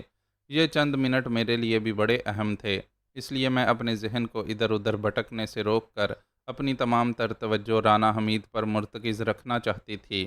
لیڈی فاروق اپنی پلیٹ سنبھالے ہوئے دوسری میز کی طرف بڑھتی چلی گئی اور رانا حمید نے اپنی پلیٹ میز پر رکھ دی۔ شاید وہ کھانے سے فارغ ہو چکا تھا، اس کے چہرے سے بے چینی حویدہ تھی اور وہ خاصا نروس دکھائی دے رہا تھا۔ یہ لمحات تھے ہی اتنے فیصلہ کن کہ اچھے اچھوں کے اعصاب جواب دینے لگیں۔ خود میں بھی اپنے دل و دماغ میں بڑا شدید تناؤ محسوس کرنے لگی تھی۔ رانا حمید نے ایک مرتبہ صدر مملکت کی طرف دیکھا اور پھر مڑ کر عمارت کی طرف چل دیا۔ اس نے نہ تو ہاتھ دھونے کی زحمت گوارا کی تھی اور نہ میز پر رکھے ہوئے نیپکن استعمال کیے تھے۔ اس کی بجائے اس نے اپنی جیب سے رومال نکال کر ہاتھ پونچھ ڈالے تھے۔ اس کی یہ حرکت اس کے ذہنی انتشار کا پتہ دے رہی تھی اور عمارت کی طرف بڑھتے ہوئے اس کے قدم ڈگمگا بھی رہے تھے۔ اس نے اپنی پلیٹ میز پر رکھی اور نیپکن سے ہاتھ صاف کرتی ہوئی رانا حمید کے پیچھے چل پڑی۔ اب ایک اور نیا سوال میرے ذہن کو الجھا رہا تھا۔ آخر رانا حمید عمارت کی طرف کیوں جا رہا ہے؟ یوں تو مہمانوں کی نشست و برخاست کا انتظام باغ ہی میں تھا، لیکن ٹوائلٹس کے لیے عمارت ہی کا رخ کرنا ضروری تھا۔ ممکن ہے اس وقت رانا حمید نے ٹوائلٹ ہی کی ضرورت محسوس کی ہو۔ اچانک میرے ذہن میں خیال آیا کہ شاید رانا حمید نے اپنا پستول بھی عمارت ہی میں کسی جگہ چھپا دیا ہو۔ ٹوائلٹ کے بہانے سے وہ عمارت میں بآسانی جا سکتا تھا۔ اب شاید وہ پستول لینے ہی کے لیے ادھر جا رہا تھا۔ میری توقع کے عین مطابق اس نے ٹوائلٹس کا رخ کیا اور میں کچھ دیر قدرے تاریکی اور آڑ میں رک کر اس کا انتظار کرنے لگی۔ یہ انتظار بس لمحوں پر پھیلا ہوا تھا۔ رانا حمید کی واپسی فوری ہوئی تھی اور میں نے اس کی جیب کو واضح طور پر بھاری محسوس کیا تھا۔ میرے دل کی رفتار میں خاصا اضافہ ہو گیا اور جسم سے پسینہ پھوٹ پڑا۔ اب بس چند لمحوں کی بات تھی۔ میرا اندازہ تھا کہ کھانا ختم ہو چکا ہوگا اور صدر مملکت واپس لوٹ رہے ہوں گے۔ انہیں اسی دروازے کے قریب سے گزرنا پڑتا جس سے رانا حمید کو باہر نکلنا تھا۔ مجھے کرنل سرفراز کا خیال آیا، جس کی صورت مجھے دوبارہ نہیں دکھائی دی تھی، جبکہ میرا خیال تھا کہ وہ اور اس کے آدمی رانا حمید پر کڑی نظر رکھیں گے۔ کرنل سرفراز ہی کی طرح رؤف کا بھی کہیں پتہ نہیں تھا، اور میں ایسا محسوس کرنے لگی تھی جیسے تمام تر ذمہ داری کا بوجھ میرے کندھوں پر آ پڑا ہو۔ میں اس ذمہ داری سے عہدہ برا ہونے کے لیے پوری طرح تیار بھی تھی، اور مجھے شدت سے یہ احساس تھا کہ اگر میں ذرا بھی چوکی تو آج کی رات پاکستان کی تاریخ کا ایک افسوسناک موڑ بن جائے گی۔ رانا حمید کا رخ نکاسی کے دروازے کی طرف تھا، لیکن دروازے کے قریب پہنچ کر وہ زینوں کی طرف بڑھ گیا۔ یہ عمارت 3 منزلہ تھی اور پہلی دوسری منزل کے لیے زینوں کا سلسلہ دروازے کے پاس ہی واقع تھا۔ رانا حمید کو ادھر جاتے دیکھ کر میں پھر مخمصے میں پھنس گئی، لیکن یہ تو بہرحال ناممکن تھا کہ میں اس کا پیچھا چھوڑ دیتی۔ میں بس اتنی دیر تک رکی رہی کہ رانا حمید پہلی منزل کے زینے طے کر لے۔ میں اگر فوری طور پر قدم اٹھا دیتی تو یقیناً رانا حمید کی نظر میں آ جاتی، کیونکہ اس وقت ان زینوں پر آمد و رفت نہیں تھی۔ وقفہ دے کر میں نے احتیاط سے زینے طے کرنا شروع کر دیے۔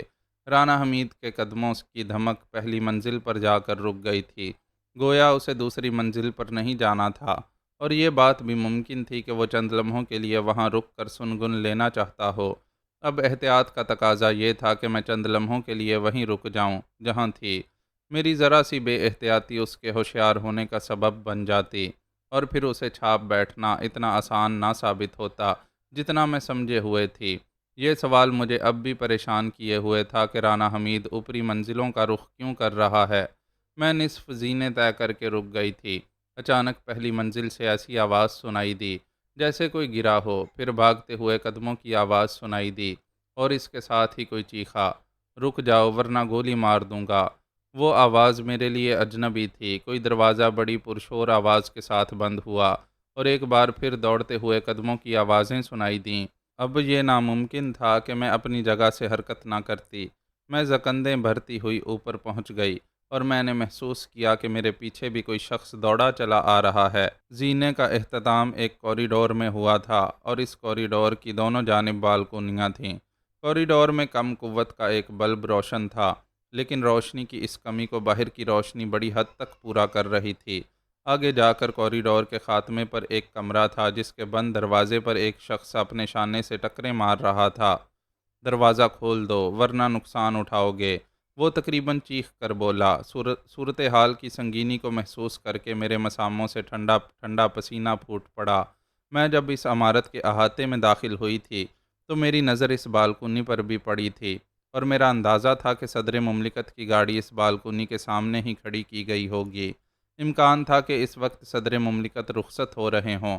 کار میں بیٹھنے سے قبل وہ مڑ کر اپنے میزبانوں سے ہاتھ ضرور ملاتے اور اس موقع پر بالکونی میں کھڑا ہوا شخص بڑی آسانی سے ان کے دل پر گولی چلا سکتا تھا۔ رانا حمید نے ایک سوچے سمجھے پلان کے تحت اس بالکونی کا رخ کیا تھا، لیکن اسے شاید یہ توقع نہ رہی ہوگی کہ یہاں بھی سیکیورٹی کے کسی آدمی سے مڈبھیڑ ہو سکتی ہے۔ تنگ آمد با جنگ آمد کے مصداق وہ سیکیورٹی والے کو دھکا دے کر اس کمرے میں جا گھسا ہوگا، اور کبھی امکان تھا کہ اس کمرے کی کوئی نہ کوئی کھڑکی اس رخ پر ضرور کھلتی ہوگی جدھر صدر مملکت کی کار کو کھڑا ہونا چاہیے تھا۔ گویا اب صدر مملکت کسی بھی لمحے گولی کا نشانہ بن سکتے تھے۔ میرے ذہن میں ان خیالات کی گردش اب انہی لمحات میں مکمل ہو گئی۔ جتنی دیر میں دوڑتی ہوئی اس دروازے کے قریب پہنچی جسے توڑنے کے لیے سیکیورٹی کا وہ آدمی اپنے شانے سے ٹکرے مار رہا تھا، میرے عقب میں دوڑتے ہوئے قدموں کی آواز بدستور سنائی دے رہی تھی، لیکن میں نے پلٹ کر دیکھنا غیر ضروری خیال کیا تھا۔ دراصل مجھے یقین تھا کہ وہ بھی سیکیورٹی کا ہی کوئی آدمی ہوگا۔ جیسے ہی میں نے دروازے کے قریب پہنچی، ویسے ہی سیکیورٹی والے کی ایک ٹکر سے دروازے کا اندرونی بولٹ اکھڑ گیا۔ دروازہ ایک پرشور آواز کے ساتھ کھلا اور سیکیورٹی والا اندر جا گرا۔ میرے جسم میں اس وقت بجلیاں سی بر گئی تھیں۔ میں بھی جیسے اڑتی ہوئی کمرے میں پہنچ گئی۔ کمرے کی ایک کھڑکی واقعی اس رخ پر کھلی ہوئی تھی جدھر میرے اندازے کے مطابق صدر مملکت کی کار کو کھڑا ہونا چاہیے تھا، لیکن میرا یہ یقین ریزہ ریزہ ہو کر بکھر گیا کہ رانا حمید پستول لیے ہوئے اس کھڑکی میں کھڑا ہوگا۔ وہ تو ایک میز پر بیٹھا ہوا جلدی جلدی کچھ لکھ رہا تھا اور اس کی آنکھوں سے آنسو بہہ رہے تھے۔ میز پر پستول اس کے سامنے ہی رکھا ہوا تھا۔ دروازہ ٹوٹنے کا ہنگامہ ہوتے ہی وہ اس طرح چونکا کہ قلم اس کے ہاتھ سے چھوٹ گیا۔ اس نے تیزی سے پستول کی طرف ہاتھ بڑھایا۔ اس وقت سیکیورٹی والا فرش سے اٹھنے کی کوشش کر رہا تھا۔ غالباً اسے گرنے کی وجہ سے اتنی چوٹیں آ گئی تھیں کہ وہ فوری طور پر اٹھنے میں ناکام رہا تھا۔ میرے تعاقب میں آنے والا بھی اب کمرے میں داخل ہو چکا تھا، لیکن مجھے اتنی مہلت ہی نہیں تھی کہ پلٹ کر اسے دیکھ سکتی۔ میرے ذہن کے اندھیرے میں یہ خیال بجلی کی طرح چمک گیا کہ رانا حمید خودکشی کرنے والا ہے۔ اس کی اشک آلود آنکھوں اور کچھ لکھنے کی کوشش نے مجھے ساری کہانی سنا دی تھی۔ غالباً رانا حمید اس تقریب کے دوران میں تو شش و پنج کا شکار رہا تھا، لیکن آخر وقت میں وہ اس فیصلے پر پہنچ گیا کہ صدر مملکت کو ہلاک نہیں کرے گا۔ پھر اس فیصلے کے بعد یہ فیصلہ بھی ناگزیر تھا کہ خودکشی کر لے۔ اسے اپنے بلیک میلروں سے کسی رعایت کی توقع ہرگز نہیں رہی ہوگی، اور وہ عمر کے اس حصے میں پہنچ چکا تھا جہاں آدمی کو موت سے زیادہ بدنامی سے ڈر لگتا ہے۔ اسی بدنامی سے بچنے کے لیے رانا حمید خودکشی کا فیصلہ کرنے پر مجبور ہوا تھا۔ ایک لمحے میں رانا حمید کی شخصیت ایک عظیم انسان کا روپ دھار کر میرے ذہنی افق پر پھیلتی چلی گئی، اور میرا دل یہ پکار اٹھا کہ اس اچھے انسان کو مرنا نہیں چاہیے۔ میں نے ایک پل بھی ضائع کیے بغیر جست لگا دی، اور اس سے پہلے کہ رانا حمید اپنے پستول کی نال اپنی کنپٹی پر رکھتا، میں فضا میں تیرتی ہوئی اس پر جا پڑی۔ یہ میری زندگی کی طویل ترین جست تھی۔ میرے جسمانی دھکے سے رانا حمید اس کرسی سمیت لڑک گیا جس پر بیٹھا ہوا تھا۔ اس کے اوپر میں بھی گری، اور اس جھٹکے میں رانا حمید کا پستول اس کے ہاتھ سے نکل کر فرش پر پھسلتا ہوا میز کے نیچے چلا گیا۔ مجھے مر جانے دو، خدا کے لیے مجھے مر جانے دو، رانا حمید گڑ گڑایا۔ نہیں رانا حمید، میں نے اس کے ہاتھوں کو مضبوطی سے پکڑتے ہوئے کہا، آپ کو اپنے دشمنوں کے سینے پر مونگ دلنے کے لیے زندہ رہنا ہوگا۔ رانا حمید اس طرح ہانپ رہا تھا جیسے میلوں دور سے دوڑتا چلا آ رہا ہو۔ میں نے کنکھیوں سے سیکیورٹی والوں کی طرف دیکھا جن کے ہاتھوں میں ریوالور تو تھے مگر چہروں سے ہچکچاہٹ ظاہر ہو رہی تھی۔ اس صورتحال نے ان کی قوت فیصلہ کو سلب کر لیا تھا۔ دوسرے سیکیورٹی والے کی شکل میرے لیے اجنبی نہیں تھی، وہ وہی تھا جو مجھے پکڑ کر کرنل سرفراز کے پاس لے گیا تھا۔ میں نے فرش سے اٹھتے ہوئے رانا حمید کو بھی اٹھانے کی کوشش کی اور اسی وقت نیچے سے کئی موٹر سائیکلوں کے سٹارٹ ہونے کی آوازیں سنائی دیں۔ ان کے ساتھ ہی کئی کار بھی سٹارٹ ہوئیں اور اس کے ساتھ ہی سیٹیاں بھی سنائی دینے لگیں۔ اس کا صاف مطلب یہ تھا کہ صدر مملکت رخصت ہو رہے تھے اور انہیں اس ہنگامے کی ہوا بھی نہیں لگ سکی تھی جو پہلی منزل پر برپا ہوا تھا۔ میں نے اطمینان کی سانس لی اور رانا حمید کی طرف اشارہ کرتے ہوئے سیکیورٹی والوں سے کہا، انہیں سنبھالو، اگر یہ خودکشی کرنے میں کامیاب ہو گئے تو تم لوگوں کو شاید صدر مملکت کے عتاب کا نشانہ بننا پڑے گا۔ میرے تعاقب میں آنے والے نے اپنے ساتھی سے کہا، تم جا کر یہاں کے بارے میں کرنل کو رپورٹ دو، میں یہیں رکتا ہوں۔ خدا کے لیے، رانا حمید پھر اس طرح گھگیایا جیسے موت کی بھیک مانگ رہا ہو۔ گھبرائیے نہیں رانا حمید، میں نے اس کے کان میں سرگوشی کی، میں ان تصویروں کو عوام تک ہرگز نہیں پہنچنے دوں گی۔ رانا حمید چونک کر میری صورت دیکھنے لگا، میں اسے اٹھا کر کھڑا کر چکی تھی۔ سیکیورٹی والے نے کرسی اٹھا کر سیدھی کر دی اور میں نے رانا حمید کو اس پر بٹھا دیا۔ اس کے چہرے سے ایسا معلوم ہونے لگا تھا جیسے وہ برسوں کا بیمار ہو۔ سیکیورٹی والے نے جھک کر اپنا رومال میز کے نیچے پڑے ہوئے پستول پر ڈالا اور اسے بڑی احتیاط سے اپنی جیب میں رکھ لیا۔ پھر اس کی نظر اس کاغذ کی طرف گئی جس پر رانا حمید نے کچھ لکھنے کی کوشش کی تھی۔ سیکیورٹی والے نے وہ کاغذ میز پر سے اٹھایا، ایک نظر تحریر پر ڈالی اور اسے جیب میں رکھتا ہوا تیزی سے کھڑکی کی طرف گیا۔ غالباً وہ نیچے کی صورتحال کا جائزہ لینا چاہتا تھا۔ صدر مملکت اس عمارت سے اتنی دور جا چکے تھے کہ اب ان کے جلوس کی گاڑیوں کی آوازیں بھی سنائی نہیں دے رہی تھیں۔ آپ نے اس کاغذ پر کیا لکھا تھا؟ میں نے سرگوشی میں رانا حمید سے پوچھا۔ میں اپنی خودکشی کی وجہ لکھنا چاہتا تھا، رانا حمید نے بھررائی ہوئی آواز میں کہا، لیکن مکمل حقائق تو بہرحال سامنے نہ لاتا۔ اب بھی مت لائیے گا، میں نے بدستور دھیمی آواز میں کہا۔ میں کوشش کروں گی کہ آپ کو ہر قیمت پر بدنامی سے بچا لوں۔ آپ آخر کون ہیں نیک خاتون؟